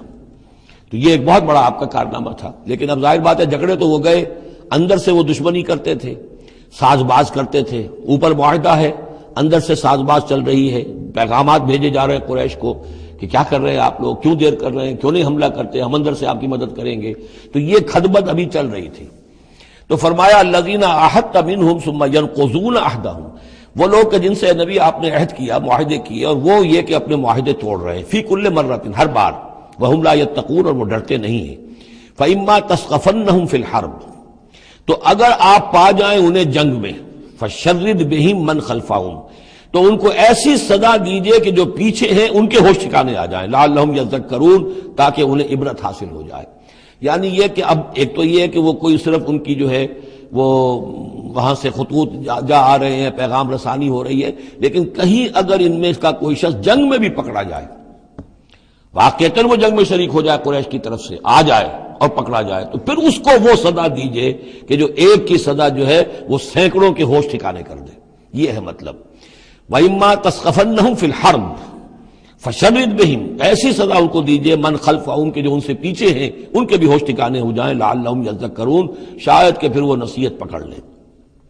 وَإِمَّا تَخَافَنَّ مِنْ قَوْمٍ خِيَانَةً، اور اگر آپ کسی کو قومی سطح پر اندیشہ ہو جائے آپ کو کسی سے کہ وہ خیانت پر اتر آئی ہے، یعنی ایک ہے انڈیویجول ایکٹس، بنو قریظہ کا کوئی شخص ہے جو کام کر رہا ہے، بنو قریظہ کا سردار کہے گا صاحب مجھے کیا معلوم، یہ ایک شخص کا انڈیویجول معاملہ ہے، اس نے کوئی خط لکھ دیا ہوگا قریش کو یا کوئی سلسلہ جرمانی کیا ہوگا، لیکن یہ ہمارا اجتماعی معاملہ نہیں ہے، ہم معاہدے کے پابند ہیں۔ بنو قینقاع کا کوئی شخص اس نے کر دیا، تو اس کے لیے تو پہلا حکم آ گیا، وہ کہیں اگر مل جائے، جنگ میں مل جائے، کیونکہ ویسے تو اسے ہاتھ نہیں لگا سکتے، معاہدہ ہے ان کے ساتھ، تو معاہدہ ہے، اس کو کیا سزا دیں گے، لیکن یہ کہ جنگ میں کہیں آ جائے، اتنی جرأت کر جائے تو پھر اس کو وہ سزا دیجیے گا کہ جو پیچھے بیٹھے ہوئے ہیں، جو ڈورے ہلا رہے ہیں، تارے ہلا رہے ہیں، ان کو بھی ہوش ٹھکانے آ جائے۔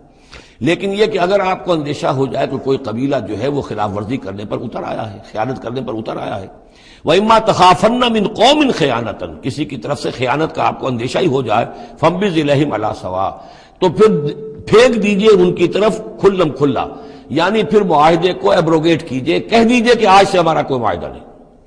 یہ نہیں ہے کہ معاہدہ بھی قائم رہے اور آپ ان کے خلاف اقدام بھی کر دیں، یہ صحیح نہیں، اس لیے کہ یہ مقام جو ہے اخلاقی اعتبار سے بھی غلط ہے، اور خاص طور پر آپ کا مقام، مقام نبوت، اس کے اعتبار سے کسی درجے میں بھی نہیں ہے کہ کسی قوم کے ساتھ معاہدہ بھی ہے، آپ کو اندیشہ ہے کہ وہ خیانت کر رہے ہیں، تو آپ کھلم کھلا اعلان کر دیجئے کہ آج سے میرا اور تمہارا کوئی معاہدہ نہیں، پھر اقدام کیجئے۔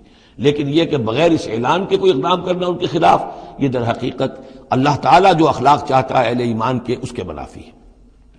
وَإِمَّا تَخَافَنَّ مِنْ قَوْمٍ خِيَانَةً فَانبِذْ إِلَيْهِمْ عَلَىٰ سَوَاءٍ، اصل میں یہی وہ بات تھی جس کے حوالے سے مولانا مودودی مرحوم نے 1948 میں یہ جو جہاد کشمیر اس وقت ہو رہا تھا اس کے بارے میں رائے ظاہر کی تھی کہ ہندوستان کے ساتھ ہمارے سفارتی تعلقات ہیں، بھارت کے ساتھ ہمارا سارا معاملہ معاہدات کے اوپر چل رہا ہے، پھر اگر یہ کہ معاملہ جو ہے دوسری طرف ہم یہ شکل کر رہے ہیں کہ وہاں پر جنگ کا معاملہ کر رہے ہیں تو یہ غلط ہے، شریعت کی روح سے، قرآن کی روح سے غلط ہے، ہمیں کھلم کھلا اعلان کرنا چاہیے، جو بھی ہو اللہ تعالیٰ پر بھروسہ رکھنا چاہیے، کھل کر سامنے آنا چاہیے۔ یہ یا کہ میز کے اوپر تو معاہدہ ہے، ہاتھ مل رہے ہیں اور میز کے نیچے سے ٹانگیں گھسیٹی جا رہی ہیں، یہ دنیا داروں کا دھندا تو ٹھیک ہے، لیکن اسلام کی روح سے ایک اسلام کے نام پر بننے والی مملکت کی حکومت کا یہ طرز عمل درست نہیں ہے۔ یہ تھا وہ معاملہ جو سن 48 میں مولانا مودودی نے یہ رائے ظاہر کی تھی، اور اس پر پھر کافی ان کے خلاف جو ہیں عوامی جذبات جو ہیں وہ بہت جو ہے اس وقت بہت بلند ہو گئے تھے، مشتعل ہو گئے تھے، اس لیے کہ عوام کی اپنی سوچ ہوتی ہے۔ وَإِمَّا تَخَافَنَّ مِنْ قَوْمٍ خِيَانَةً فَانبِذْ إِلَيْهِمْ عَلَىٰ سَوَاءٍ، معاہدہ ان کے منہ پر دے مارو، ان اللہ لا يحب الخائنین، یقیناً اللہ تعالیٰ کو خیانت کرنے والے پسند نہیں ہے۔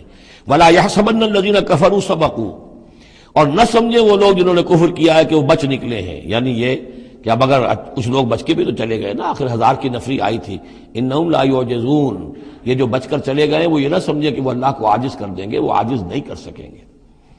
وَأَعِدُّوا لَهُم مَّا اسْتَطَعْتُمْ، اور اے مسلمانوں اب جب یہ نیا دور شروع ہو ہی گیا ہے تمہاری اس دعوت و تحریک کا، تو اب پوری طریقے سے اپنے امکان بھر سامان حرب تیار کرو۔ اعدوا لہم، اعداد، تیاری کرنا، اسلحہ تیار کرو، سامان جنگ تیار کرو، گھوڑے تیار رکھو، رسالہ تمہارا ہونا چاہیے، جو بھی تمہارے لیے ممکن ہے۔ یہ توکل کا مطلب یہ نہیں ہے کہ تم ہاتھ پر ہاتھ دھر کر بیٹھ رہو اللہ تمہاری مدد کرے گا۔ اعدوا لہم ما استطعتم، اپنی استطاعت جو ہے اس کی حد تک تو پوری تیاری کرو، من قوت، طاقت سے بھی، ومن رباط الخیل، اور پلے ہوئے گھوڑوں کے ذریعے سے بھی، اس لیے کہ اس زمانے میں جنگ کے لیے سب سے زیادہ جو مؤثر شے تھی آپ کو معلوم ہے وہ گھوڑا، تیز رفتار ہے، اونٹ جو ہے تیز دوڑ نہیں سکتا ہے، اور اسی حوالے سے آج سمجھ لیجئے ہمارے لیے بہت اہم مسئلہ ہے یہ، اللہ تعالیٰ نے شاید عالم اسلام میں پورے میں پتہ نہیں 50 60 70 کتنے ملک دنیا میں ہیں مسلمان کہلاتے ہیں، ایک ملک ہے صرف جسے ایٹمک صلاحیت دی ہے، اور یہ امانت پوری امت مسلمہ کی ہے، مسلمانان پاکستان کے پاس. اور اس کے بارے میں اگر امریکہ کا دباؤ قبول کر لیا گیا تو یہ سب سے بڑی خیانت ہوگی اللہ کے ساتھ، امت مسلمہ کے ساتھ، اللہ کے دین کے ساتھ. وہ اسرائیل لے کر بیٹھا ہوا ہے ایٹم بم کے، اس کے پاس انبار لگے ہوئے، لیکن یہ ہے کہ ساری پالیسی جو چل رہی ہے وہ یہ کسی طریقے سے پاکستان کا، ایک عراق کے بارے میں اندیشہ ہوا تھا کہ اسے ایٹمی دانت نکل سکتے ہیں، اس ایک مرتبہ اس کا وہ ایٹمک پلانٹ جو ہے اس کا بھرکس نکال دیا تھا، دوسری مرتبہ یہ کہ اس کا پورا بھرکس ہی نکل گیا، اگلا پچھلا کھایا پیا سب اگلوا دیا. اب پاکستان پر سارا دباؤ، ساری ڈپلومیسی جو بھی چل رہی ہے اس وقت، کان کھولنے کی اور آنکھیں کھول کر دن گزارنے کی ضرورت ہے. ہمیں حکم یہ کہ جو بھی اللہ نے تمہیں دیا ہے، تمہارا امکان، جو بھی تمہارے پاس امکانی طاقت ہے اسے سنبھال کر رکھو. ڈیٹرنٹ، اعدوا لهم ما استطعتم من قوة ومن رباط الخیل ترہبون به عدو اللہ، تاکہ تم اللہ کے دشمنوں کو اس سے ڈرا سکو. یہی ہے ڈیٹرنٹ، تو معلوم ہو کہ ان کے پاس وہ طاقت ہے. وعدوکم، اور اپنے دشمنوں کو بھی ڈرا سکو. وآخرین من دونہم، ایک تو ہے اللہ کے دشمن اور تمہارے دشمن ایک اور بھی ہیں جو ان کے سوا ہیں، ان کے پرے ہیں، انہیں تم نہیں جانتے. لا تعلمونہم اللہ یعلمہم، اللہ انہیں جانتا ہے، یعنی وہ مارے آستین منافقین ہیں، یہ تمہاری اپنی آستینوں کے اندر بیٹھے ہوئے ہیں، تمہیں پتہ بھی نہیں ہے کہ وہ لوگ بھی در حقیقت ففتھ کالمسٹ عنصر ہے کہ جو در حقیقت تمہاری تباہی چاہتا ہے، بربادی چاہتا ہے. وما تنفقوا من شیء، اب ظاہر بات ہے کہ اگر ساز و سامان فراہم کرنا ہے، اسلحہ فراہم کرنا ہے، اور ساز و سامان کے لیے جو ہے گھوڑے تیار کرنے ہیں تو انفاق کرنا پڑے گا. انفقوا مما رزقناکم وما تنفقوا من شیء فی سبیل اللہ یوفی الیکم، اور دیکھو جو کچھ بھی تم خرچ کرو گے اللہ کی راہ میں وہ پورا پورا تمہیں مل جائے گا، پورا پورا دیا جائے گا. وانتم لا تظلمون، اور تم پر کوئی زیادتی نہیں ہوگی، تمہاری کوئی حق تلفی نہیں ہوگی. تم دو تو صحیح. اب وہ پورے دو رکوع ذہن میں لے آئیے جو سورہ بقرہ میں ہم نے پڑھے تھے کہ اگر کوئی شخص اللہ کی راہ میں مال خرچ کرتا ہے، فی سبیل اللہ خرچ کرتا ہے، تو جیسے ایک دانہ جو ہے وہ زمین کے اندر ڈال دیتے ہو، اس سے جو ایک پودا نکلتا ہے اس میں سٹے ہوتے ہیں، 7 سٹے ہیں، اور ہر سٹے کے اندر 100 دانے ہیں، تو وہ ایک دانہ 700 دانے پیدا کر رہا ہے. اور اللہ تعالیٰ جس کو چاہے گا 700 گنا سے بھی زیادہ اجر و ثواب دے گا. کہاں سیت کر رکھ رہے ہو اپنے پیسے، خرچ کر دو اسے. اس لیے کہ اب اس دعوت کا اور اس تحریک کا اور محمد رسول اللہ کی جو جد و جہد ہے اس کا وہ مرحلہ آ گیا ہے کہ اب ساز و سامان اور کیل کانٹے سے لیس ہونا ضروری ہے. وَأَعِدُّوا لَهُم مَّا اسْتَطَعْتُم مِّن قُوَّةٍ وَمِن رِّبَاطِ الْخَيْلِ ترهبون به عدو اللہ وعدوکم وآخرین من دونہم لا تعلمونہم اللہ یعلمہم وما تنفقوا من شیء فی سبیل اللہ یوفی الیکم وانتم لا تظلمون. وَإِن جَنَحُوا لِلسَّلْمِ فَانجَحْ لَهَا، ارے نبی اگر وہ اپنے بازو اپنے کندھے نیچے گرا دے امن کے لیے، صلح کے لیے، اگر قریش آمادہ ہو جاتے ہیں تو آپ بھی جھک جائیے، کوئی بات نہیں، صلح کر لیجیے. وَتَوَکَّلْ عَلَى اللَّهِ، اللہ پر توکل کیجیے. یعنی یہ کہ اگر وہ صلح کرنے کے اوپر آمادہ ہے صلح کر لیجئے، اور ڈریے نہیں کہ ہو سکتا ہے وہ چال چل رہے ہوں، نہیں، صلح کا جواب صلح سے دیجئے، لیکن یہ کہ اللہ پر توکل کیجئے. وَهُوَ السَّمِيعُ الْعَلِيمُ، وہ سب کچھ إِنَّهُ هُوَ السَّمِيعُ الْعَلِيمُ، یقیناً وہ سب کچھ سننے والا اور جاننے والا ہے. وَإِن يُرِيدُوا أَن يَخْدَعُوكَ، اور اگر وہ چاہتے ہو کہ آپ کو دھوکہ دے دیں، فَإِنَّ حَسْبَكَ اللَّهُ، تب بھی آپ نہ گھبرائیں، آپ کے لیے اللہ کافی ہے، اللہ کی طرف سے ضمانت ہے. هُوَ الَّذِي أَيَّدَكَ بِنَصْرِهِ وَبِالْمُؤْمِنِينَ، وہی تو ہے اللہ جس نے اے نبی آپ کی مدد کی ہے اپنی نصرت سے اور اہل ایمان کے ذریعے. یہ ذرا نوٹ کیجئے، اللہ نے محمد کی مدد کی ہے اہل ایمان کے ذریعے. یعنی اللہ تعالیٰ کا یہ فضل ہوا محمد رسول اللہ صلی اللہ علیہ وسلم پر کہ ایسے صحابہ عطا فرمائے جو مخلص تھے کہ جہاں آپ کا پسینہ گرا وہاں انہوں نے اپنی خون کی ندیاں بہا دی. حضرت موسیٰ کو ایسے ساتھی میسر نہیں آئے. کیا حال تھا جبکہ ان کو کہا گیا اللہ کی راہ میں جنگ کرو، اور ان کا فضل بنتا ربک فقاتل انا ہاؤنا قاعدون، جاؤ تم جاؤ، ہم بیٹھے ہیں یہاں. رب انی لا املک الا نفسی واخی فافرق بیننا وبین القوم الفاسقین. یہاں یہ ہوا تھا جب دوسری مرتبہ مقام صفرا پر جب ہوئی ہے جو مشاورت، اور وہ بڑی یوں سمجھیے کہ کانٹے کی مشاورت تھی، وہاں بھی کچھ لوگ زور دے رہے تھے مسلسل کہ چلیے ہمیں چلنا چاہیے پہلے قافلے کی طرف. وہ تو آپ کو سیرت کی کتابوں میں پڑھنا ہوگا، لیکن یہ ہے کہ اس وقت حضور کا منشا یہ تھا. آپ بار بار کہ اچھا آپ اور لوگ مشورہ دیں، اور لوگ بھی مشورہ دیں. حضرت مقداد نے کھڑے ہو کر یہی بات کہی رضی اللہ تعالیٰ عنہ، اے نبی آپ ہمیں موسیٰ کے ساتھی نہ سمجھیے جنہوں نے کہہ دیا تھا وَسَبَنْتَ وَرَبُّكَ فَقَاتِلَا إِنَّا هُنَا قَاعِدُونَ، ہم آپ کے ساتھی ہیں، آپ جو حکم دیں ہم حاضر ہیں. حضرت ابوبکر نے تقریر کی، حضرت عمر نے تقریر کی، حضور دیکھ رہے ہیں انصار کا کیا منشا ہے، ان کی کیا رائے ہے۔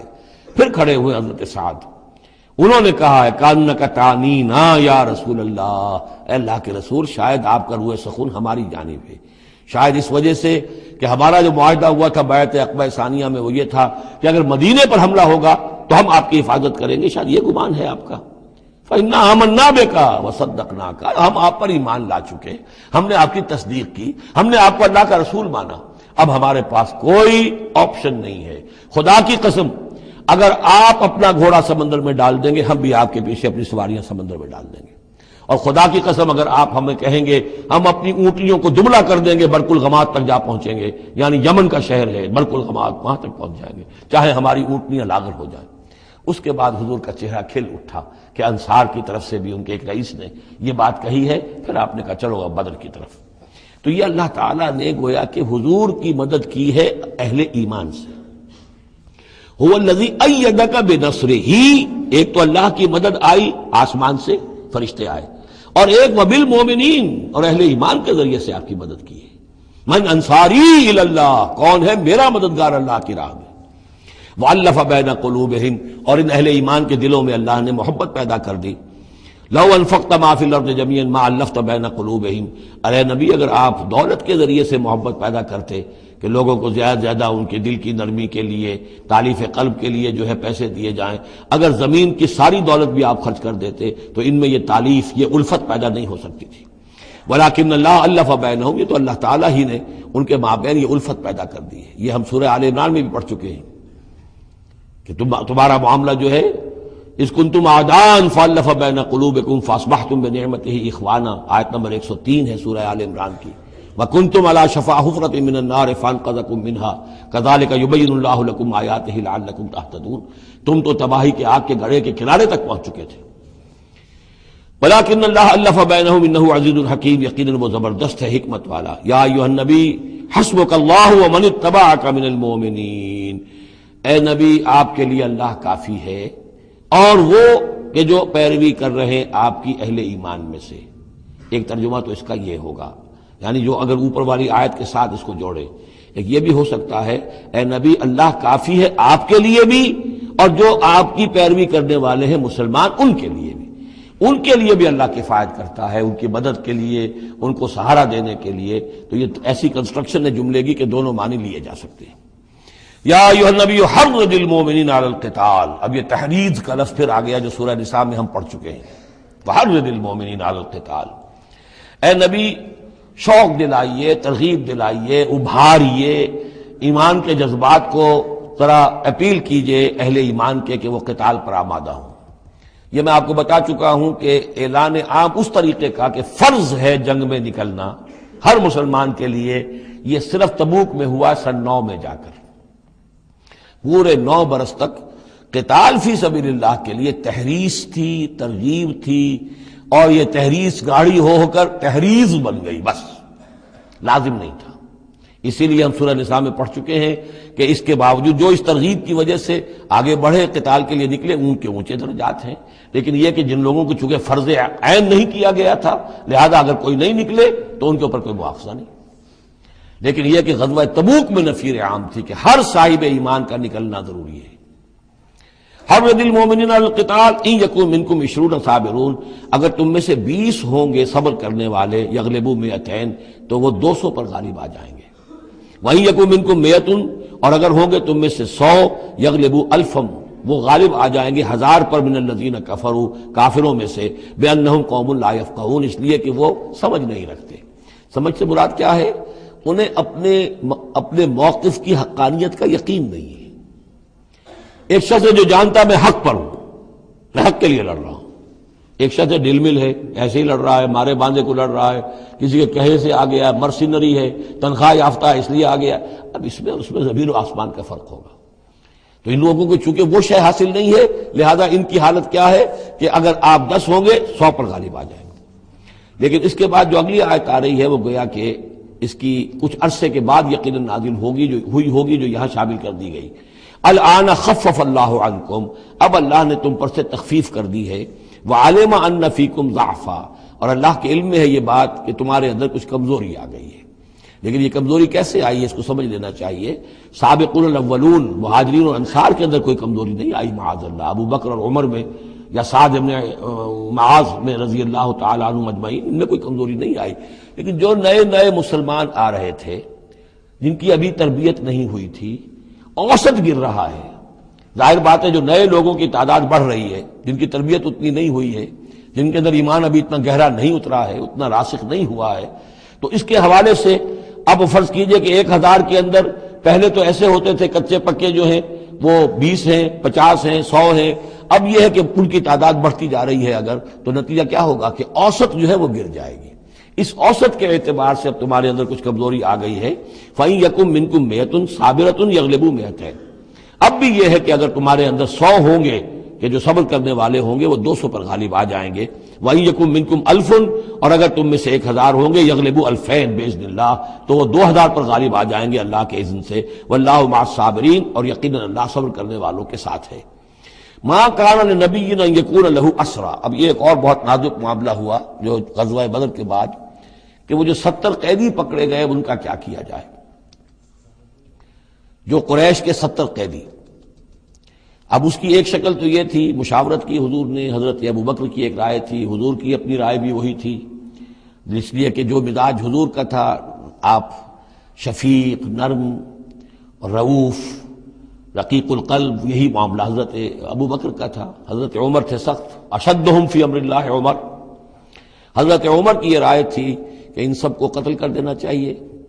اگر ہم نے فدیہ لے کر یا قوم معاف کر دیا، ویسے ہی چھوڑ دیا، یہ پھر دوبارہ آئیں گے، کفر کو تقویت حاصل ہوگی. تو اس کو تو جب تک کہ کفر کی کمر ٹوٹ نہ جائے، یہ سانپ جو ہے جب تک کہ پوری طرح کچلا نہ جائے، اس وقت تک جو ہے ہمیں کوئی نرمی نہیں کرنی چاہیے. بلکہ وہ اس حد تک تھے کہ ہم میں سے یہ جو قیدی آئے ہیں جو ان کے قریب ترین عزیز ہوں، بس مہاجرین کے اندر وہ لوگ موجود تھے، قریش کے جو لوگ پکڑے گئے ہیں تو مہاجر جو تھے یہاں صحابہ کرام وہ بھی تو قرشی تھے، تو اپنے قریب ترین عزیزوں کو اپنے ہاتھ سے قتل کریں. یہ حضرت عمر کی رائے تھی. حضور صلی اللہ علیہ وسلم کی رائے اور حضرت ابو بکر کی رائے بھی یہ تھی کہ نہیں، نرمی کی جائے، فدیہ لے کر چھوڑ دیا جائے. فیصلہ ہو گیا، اس پر عمل ہو گیا. لیکن پھر جو یہ آیت اتری ہے یہ پھر بہت سخت ہے. اس میں اس فیصلے کو غلط قرار دیا گیا. اگرچہ فیصلہ ہو گیا ٹھیک ہے، لیکن یہ کہ اس کے اوپر گرفت ہوئی ہے کہ یہ نہیں ہونا چاہیے تھا. یہ مضمون بنیادی طور پر یہ سورہ محمد میں آئے گا صلی اللہ علیہ وسلم، اور وہاں تفصیل کے ساتھ اس کی پوری بات آ چکی ہے. اور چونکہ سورہ محمد سورہ بقرہ سے بھی پہلے نازل ہو چکی تھی، سورۃ القتال، اس حوالے سے یہ بات جو ہے بہت اہم ہے کہ اس میں یہ قاعدہ قانون آ چکا تھا. اس کے باوجود اس بات کا ہو جانا یہ گویا کہ ایک طرح سے ایک کوتاہی ہوئی ہے، وقتی طور پر نظر انداز ہو گیا اللہ تعالیٰ کا مستقل حکم. ما کان لنبی ان یکون لہ اسریٰ، کسی نبی کے لیے یہ جائز نہیں ہے کہ اس کے پاس قیدی ہوں، حتی یسخن فی الارض، جب تک کہ زمین کے اندر خوب خوریزی نہ ہو لے، یعنی باطل کی کمر نہ توڑی جا چکی ہو، اس وقت تک قیدی رکھنا. قیدی رکھنے کا مطلب یہ کہ وہ زندہ رہیں گے، آج نہیں تو کل انہیں چھوڑنا پڑے گا. آپ چھوڑیں گے ان کو، وہ پھر کفر کی تقویت کا باعث بنیں گے. تريدون عرض الدنیا، تم دنیا کا ساز و سامان چاہتے ہو، یعنی فدیہ ملے گا، مال ملے گا. اب یہ ظاہر بات ہے کہ نہ حضور کی یہ نیت ہو سکتی تھی معاذ اللہ، اور نہ حضرت ابو بکر کی، لیکن اللہ تعالیٰ کا معاملہ ہے. جب وہ اپنے نبیوں کے اوپر بھی کبھی گرفت کرتا ہے تو بظاہر الفاظ بڑے سخت ہوتے ہیں، بظاہر بڑے سخت ہوتے ہیں، تو اس کے اندر وہ سختی موجود ہے. ظاہر بات ہے کہ یہ بات نہ حضور کے لیے نہ حضرت ابو بکر کے لیے. تريدون عرض الدنیا، تم دنیا کا سامان چاہتے ہو، واللہ یرید الآخرہ، اللہ کے پیش نظر آخرت ہے. سورہ محمد کی آیت نمبر 4 میں یہ پورا قانون آئے گا، ہم وہاں پڑھ لیں گے. واللہ عزیز حکیم، اور اللہ تعالی عزیز اور حکیم ہے.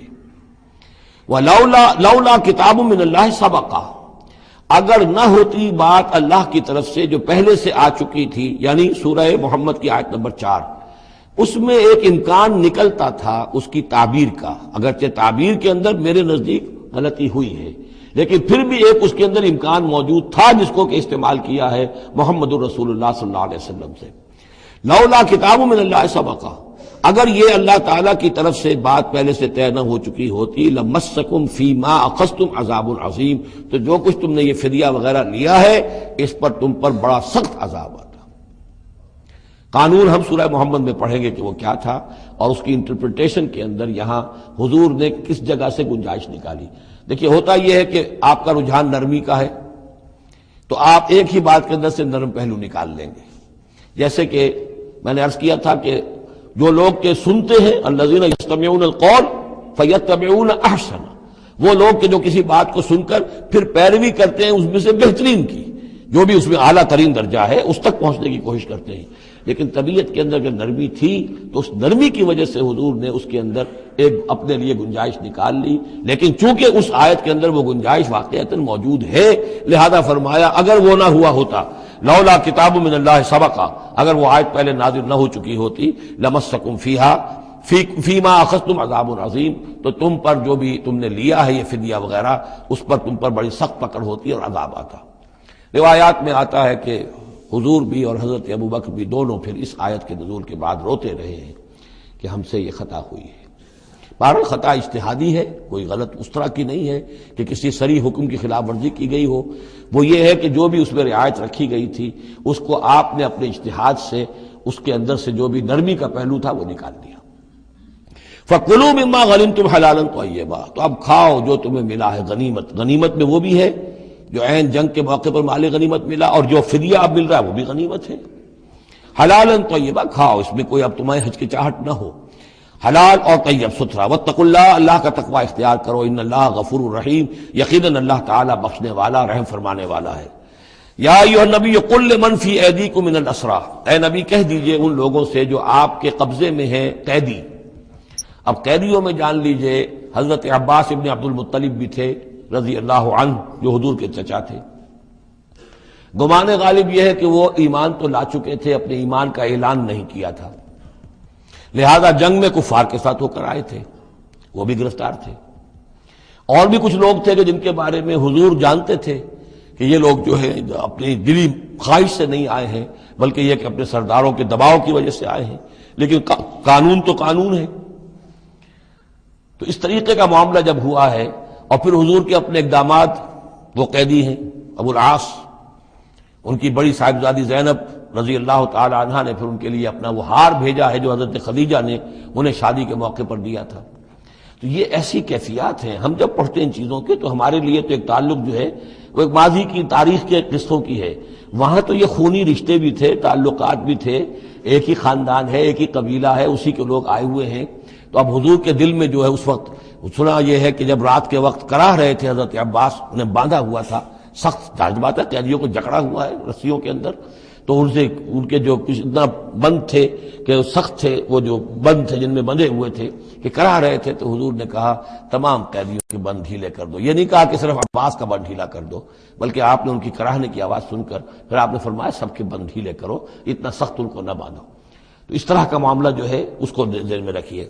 یا ایھا النبی قل لمن فی ایدیکم من الاسریٰ، کہہ دیجئے ان سے جو آپ کے ہاتھ میں اب قیدی ہیں، ان یعلم اللہ فی قلوبکم خیرا، دیکھو اگر جو کچھ تمہارے دلوں میں ہے اللہ کے علم میں ہے کہ وہ خیر ہے، یؤتکم خیرا مما اخذ منکم، تو جو کچھ تم سے اس وقت لیا گیا ہے اس سے بہتر اللہ تمہیں دے دے گا۔ یعنی یہ کہ نیت کا معاملہ تمہارا اور اللہ کے مابین ہے، ہمارا معاملہ قانون کا ہے۔ تم آئے کفار کے ساتھ جنگ کرتے ہوئے آئے ہو، پکڑے گئے ہو، اب ان میں کوئی ڈسکریمنیشن نہیں ہو سکتی۔ کوئی شخص کہے کہ نہیں صاحب میں تو مجبوراً آیا تھا، اور میں تو کسی کے کہنے میں آیا تھا، اور میں تو حقیقت میں تو اسلام لا چکا تھا، یہ بات جو ہے اب نہیں چلے گی۔ لہذا یہ ضرور ہے کہ اگر تمہارے دل میں کوئی خیر ہے، کوئی بھلائی ہے، اور اس وقت یہ کہ تم سمجھتے ہو کہ تم اس صورتحال میں مجبوراً پھنس گئے ہو اور تمہیں فدیہ ادا کرنا پڑ رہا ہے، تو اللہ تعالیٰ تمہیں اس سے کہیں زیادہ دے دے گا کہ جو آج تمہیں فدیے میں دینا پڑ رہا ہے۔ ظاہر بات ہے کہ وہاں بیویوں کو خبریں پہنچی، انہوں نے اپنے زیور بھیجے ہیں، حضرت زینب رضی اللہ تعالی عنہا نے بھی اپنا زیور بھیجا، ہار بھیجا ہے، اور حضور کی آنکھوں میں آنسو آ گئے جب آپ نے وہ ہار دیکھا، حضرت خدیجہ کا ہار رضی اللہ تعالی عنہ۔ وہ پوری زندگی جو آپ کی گزری تھی حضرت خدیجہ کے ساتھ، وہ ساری آنکھوں میں نگاہوں کے سامنے آ گئی، جو ان کی وفاداری تھی اور جو انہوں نے خدمت کی تھی، وفا شعاری کی تھی۔ تو اس کے بعد مسلمانوں سے کہا کہ یہ ماں کی یادگار تھی بیٹی کے پاس، اگر آپ لوگ اجازت دیں تو یہ اس کو واپس کر دیا جائے۔ تو اس کو پھر لوگوں کی اجازت سے وہ ہار واپس کیا گیا۔ تو یہ سارے جو جذباتی معاملات تھے ان کو اچھے سے سمجھیے کہ ہم پڑھتے ہوئے ان چیزوں کو سمجھتے ہیں کہ جیسے ایک بس تاریخ کا ایک واقعہ ہے، اس کے ساتھ جو احساسات، جذبات، جو اس کے ساتھ اور فوری جو اس وقت کی کیفیات تھی، اس کا ہمارے لیے اکثر و بیشتر تو ممکن ہی نہیں کہ تصور کر سکیں۔ یا ایھا النبی قل لمن فی ایدیکم من الاسری، اے نبی کہہ دیجئے ان لوگوں سے جو آپ لوگوں کے قبضے میں ہیں اس وقت ان قیدیوں میں سے، ان یعلم اللہ فی قلوبکم خیرا، اگر اللہ کے علم میں ہے کہ تمہارے دل میں خیر ہے، یؤتکم خیرا مما اخذ منکم، تو جو کچھ تم سے لیا گیا ہے اللہ اس سے بہتر تمہیں دے دے گا، ویغفر لکم، اور تمہیں بخش دے گا، واللہ غفور الرحیم، اور اللہ غفور الرحیم ہے۔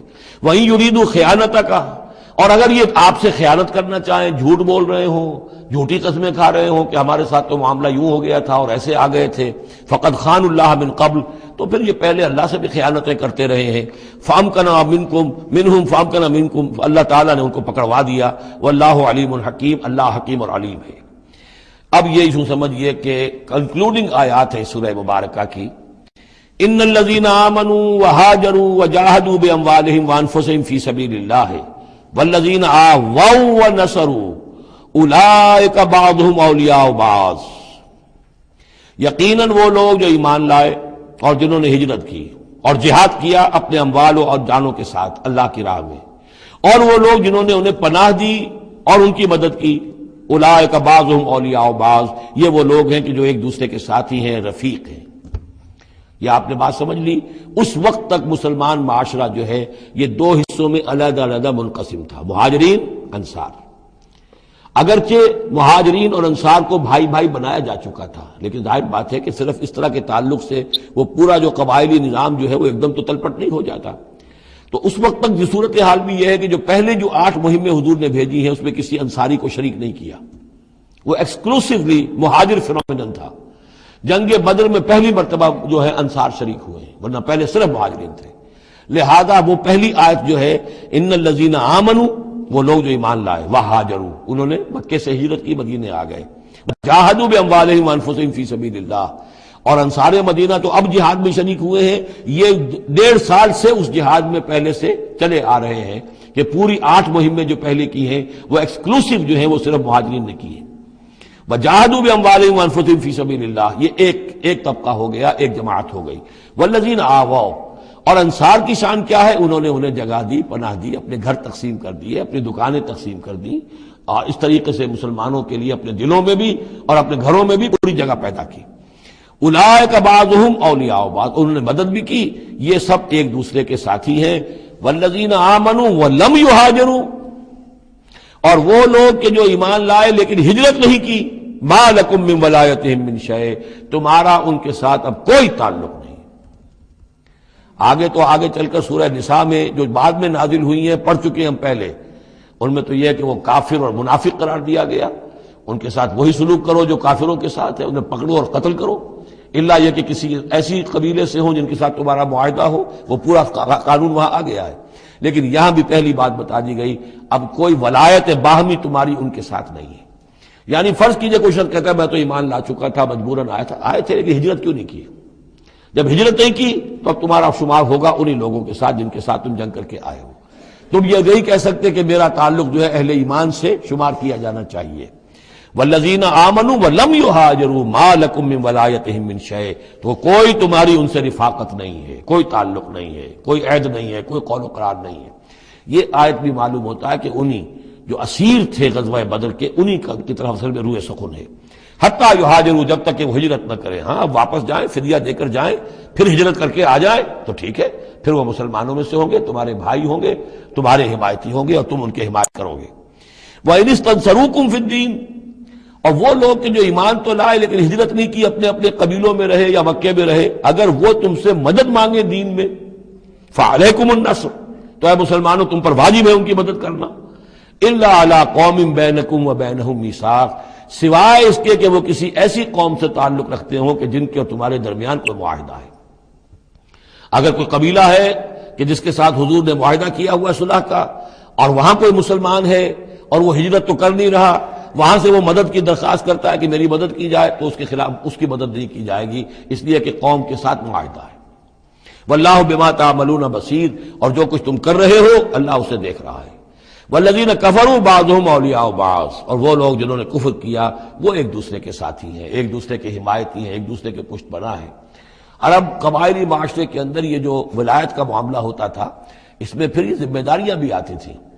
کسی کے اوپر تاوان پڑ گیا ہے تو جو اس کے ولی ہیں، جو اس کے حلیف ہیں، ان کو بھی تاوان میں سے حصہ بھی دینا پڑتا تھا۔ کوئی قیدی ہو گیا ہے، اسے کوئی فدیہ دینا ہے تو جو اس کے حلیف ہیں، جب اس کے گھر والے بھی وہ فدیے کے لیے رقم جمع کریں گے تو وہ حلیف بھی اس کے اندر اپنا حصہ ڈالیں گے۔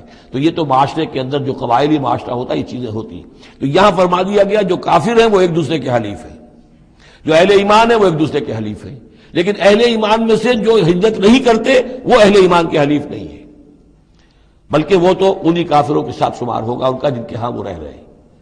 البتہ یہ کہ اگر وہ مدد طلب کریں تمہیں مدد کرنی ہوگی، بشرطے کہ ان کے قبیلے سے تمہارا کوئی معاہدہ نہ ہو۔ الا تفعلوہ، اگر تم ان چیزوں کو پابندی نہ کرو۔ ایک مسلمان ہے، وہاں سے اس نے خط لکھ دیا ہے کہ مجھے یہاں ستایا جا رہا ہے، حالانکہ اس قبیلے سے آپ کا معاہدہ اور آپ چڑھ دوڑے اس قبیلے کے اوپر، تو یہ معاملہ نہیں چلے گا دنیا کے اندر۔ ہر چیز کا ایک قاعدہ ہے، قانون ہے، اسے وہاں سے ہجرت کرنی چاہیے، یا ہجرت نہیں کر رہا ہے تو تکلیف جھیلنی چاہیے، برداشت کرنی چاہیے۔ مسلمان مدد نہیں کر سکتے چونکہ اس کے قبیلے سے مسلمانوں کا معاہدہ ہے۔ الا تفعلوہ، اگر یہ قواعد و ضوابط پیش نظر نہیں رکھو گے، ان کی پابندی نہیں کرو گے، تکن فتنۃ، تو پھر تو یہ ہے کہ فساد برپا ہو جائے گا، فتنہ پھیلے گا، فی الارض و فساد کبیر، اور بہت بڑی جو ہے بدامنی ہو جائے گی۔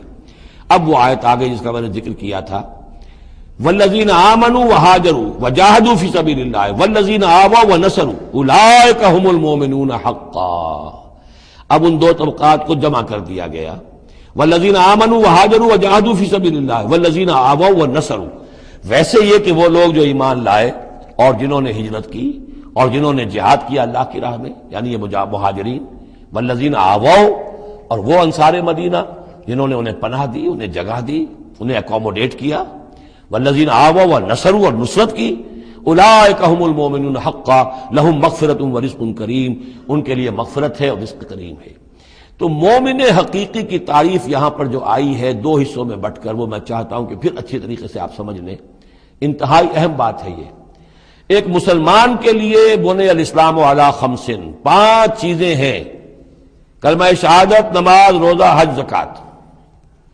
لیکن حقیقی مومن ہونے کے لیے 2 چیزیں اور بڑھیں گی، صرف شہادت نہیں، یقین قلبی، اور نماز، روزہ، حج، زکوٰۃ کے ساتھ جہاد فی سبیل اللہ۔ گویا کہ 7 چیزیں ہوں گی، 7 شرطیں پوری ہوں گی تو ایک شخص بندہ مومن کہلائے گا۔ یہ تعریف ہے کہ جو سورہ الحجرات کی آیت نمبر 14-15 میں آئی، وہاں پہلے فرمایا قالت الاعراب آمنا قل لم تؤمنوا ولکن قولوا اسلمنا ولما يدخل الايمان في قلوبكم۔ یہ بدو کہہ رہے ہیں ہم ایمان لے آئے، اے نبی ان سے کہہ دیجئے تم ایمان نہیں لائے ہو، بلکہ یوں کہو کہ ہم مسلمان ہو گئے، ہم نے اطاعت قبول کر لی ہے، ابھی تک ایمان تمہارے دلوں میں داخل نہیں ہوا۔ اب اگلی آیت میں پھر اسی سیاق کے اندر اگلی آیت میں مومن کون ہے؟ انما المؤمنون الذين آمنوا بالله ورسوله ثم لم يرتابوا۔ مومن تو وہ ہیں جو ایمان لائیں اللہ پر، اس کے رسول پر، پھر شک نہ باقی رہے، یقین بن جائے۔ اور دوسرے وجاہدوا باموالہم وانفسہم فی سبیل اللہ، اور وہ جہاد کریں اللہ کی راہ میں اپنی جانوں اور مالوں کے ساتھ، اولئک هم الصادقون، صرف وہ سچے ہیں۔ اس کو میں نے پرکار سے تشبیہ دی تھی۔ اب اگر وہ دل میں یقین ہے تو اس کی کیا کیفیات پیدا ہو جائیں گی؟ دلی یقین کی کیفیات وہ شروع میں آ گئی ہیں۔ انما المؤمنون الذین اذا ذکر اللہ وجلت قلوبہم، اہل ایمان تو وہ ہیں حقیقت میں کہ جب اللہ کی یاد کرتے ہیں، اللہ کا ذکر ہوتا ہے، ان کے دل لرز اٹھتے ہیں۔ وَإِذَا تُلِيَتْ عَلَيْهِمْ آيَاتُهُ زَادَتْهُمْ ایمانا، جب ان کو اللہ کی آیات پڑھ کر سنائی جاتی ہیں ان کے ایمان میں اضافہ ہوتا ہے۔ وَعَلَىٰ رَبِّهِمْ يَتَوَكَّلُونَ، ان کا توکل، ان کا بھروسہ کل کا کل اللہ کی ذات پر ہے۔ الذین یقیمون الصلاۃ ومما رزقناہم ينفقون، اور وہ لوگ جو نماز قائم کرتے ہیں اور انفاق کرتے ہیں اللہ کی راہ میں اس میں سے جو ہم نے دیا۔ اولئک هم المؤمنون حقا، یہ ہے سچے مومن، پکے مومن۔ لیکن یہ مومن کی شخصیت کی تصویر کا ایک رخ ہے۔ بدقسمتی سے ہمارے ہاں یہ 2 رخ علیحدہ ہو گئے۔ معاملہ یہ ہے کہ یہ ورق، اس ورق کا ایک صفحہ یہ ہے، ایک صفحہ یہ ہے، یہ انسیپریبل ہے، صفحات کو جدا نہیں کر سکتے آپ۔ ورق ایک ہے، اس کا ایک رخ یہ ہے صفحہ، ایک رخ یہ ہے صفحہ۔ مومن کی شخصیت کا ایک صفحہ، اس کی تصویر کا ایک رخ یہ ہے، دل میں یقین ہے، اللہ کی یاد کرتا ہے، دل لرزتا ہے، آیات قرآنی پڑھتا ہے یا سنتا ہے، دل میں ایمان بڑھتا ہے، ہر معاملے میں توکل، اس کا بھروسہ اللہ کی ذات پر ہے، نماز قائم کیے ہوئے ہے، زکوٰۃ ادا کرتا ہے، اللہ کی راہ میں خرچ کرتا ہے، یہ شخصیت کا ایک رخ ہو گیا، اولئک هم المؤمنون حقا۔ لیکن یہ ایک رخ ہے، اور دوسرا رخ کیا ہے؟ وہ ہم والذین آمنوا وہاجروا وجاہدوا فی سبیل اللہ والذین آووا ونصروا اولئک هم المؤمنون حقا۔ اور وہ لوگ جو ایمان لائے، جنہوں نے ہجرت کی، جنہوں نے جہاد کیا اللہ کی راہ میں، اور وہ لوگ جنہوں نے انہیں جگہ دی، پناہ دی اور ان کی مدد کی، یہ ہے مومن سچے۔ تو تصویر کے ان دونوں رخوں کو جوڑیے، یہ ہے اصل میں جو آج کی ضرورت ہے۔ صحابہ کرام کی شخصیتوں میں یہ دونوں رخ تھے۔ جیسے زوال آیا ہمارے ہاں، اڑائے کچھ ورق لالے نے، کچھ نرگس نے، کچھ گل نے، چمن میں ہر طرف بکھری ہوئی ہے داستاں میری، دین کے حصے بکھرے ہو گئے، کوئی حلقے ذکر کے ہیں تو ان کو جہاد وغیرہ سے کوئی غرض نہیں، کوئی جہادی تحریکیں ہیں تو ان کے اندر جو ہے وہ دوسری کیفیات نہیں۔ اس طرح کے معاملات جو ہے تقسیم ہو چکے ہیں۔ جب تک کہ یہ مکمل شخصیتیں وجود میں نہیں آئیں گی، یہ ظاہر بات ہے صحابہ کی کمیت کے اعتبار سے تو وہاں تک نہیں پہنچ سکتے، لیکن ان کا عکس تو ہو، اس طرح کی کیفیت متوازن طریقے پر۔ اگر 25% ادھر ہے 25% ادھر بھی ہو، 10% ادھر ہے 10% ادھر بھی ہو، لیکن ایک ہی طرف 70% ہو جائے، دوسری طرف 0 ہو، وہ معاملہ گڑبڑ ہے۔ یہ دونوں جو رخ ہے شخصیت کے، ان کو جمع کرنے کی ضرورت ہے۔ اولئک هم المؤمنون حقا لهم مغفرۃ ورزق کریم، ان کے لیے مغفرت ہے اور رزق کریم ہے۔ اللہم ربنا اجعلنا منہم، اللہم ربنا اجعلنا منہم والذین آمنوا من بعد وہاجروا وجاہدوا، اور جو لوگ بعد میں ایمان لائے یا لائیں گے اور ہجرت کریں، جہاد کریں، وجاہدوا معکم، تمہارے ساتھ ہو کر جہاد کریں، فاولئک منکم، تو اے مسلمانوں وہ تم ہی میں سے ہیں، تمہاری جماعت، تمہاری امت حزب اللہ کے حصے ہوں گے۔ وَأُولُو الْأَرْحَامِ بَعْضُهُمْ أَوْلَىٰ بِبَعْضٍ فِي کتاب اللہ، البتہ اللہ کا جو قانون ہے، جو شریعت ہے، مثلا جو وراثت کا معاملہ ہے، اس کا تعلق جو اولو الارحام کے ساتھ ہے۔ یہ جو بھائی چارہ تھا اس کے بنا پر وراثت نہیں ہے، وراثت ہوگی وہی جو رحمی رشتے ہیں جن کے بنا پر کہ وراثت کا قانون بنا دیا گیا۔ اولو الارحام بعضهم اولیٰ ببعض فی کتاب اللہ، اللہ کی شریعت کے ضابطے کے قانون میں بہرحال جو رحمی رشتے ہیں وہ یقیناً مقدم ہیں۔ ان اللہ بکل شیء علیم، یقیناً اللہ تعالی ہر چیز کا علم رکھتا ہے۔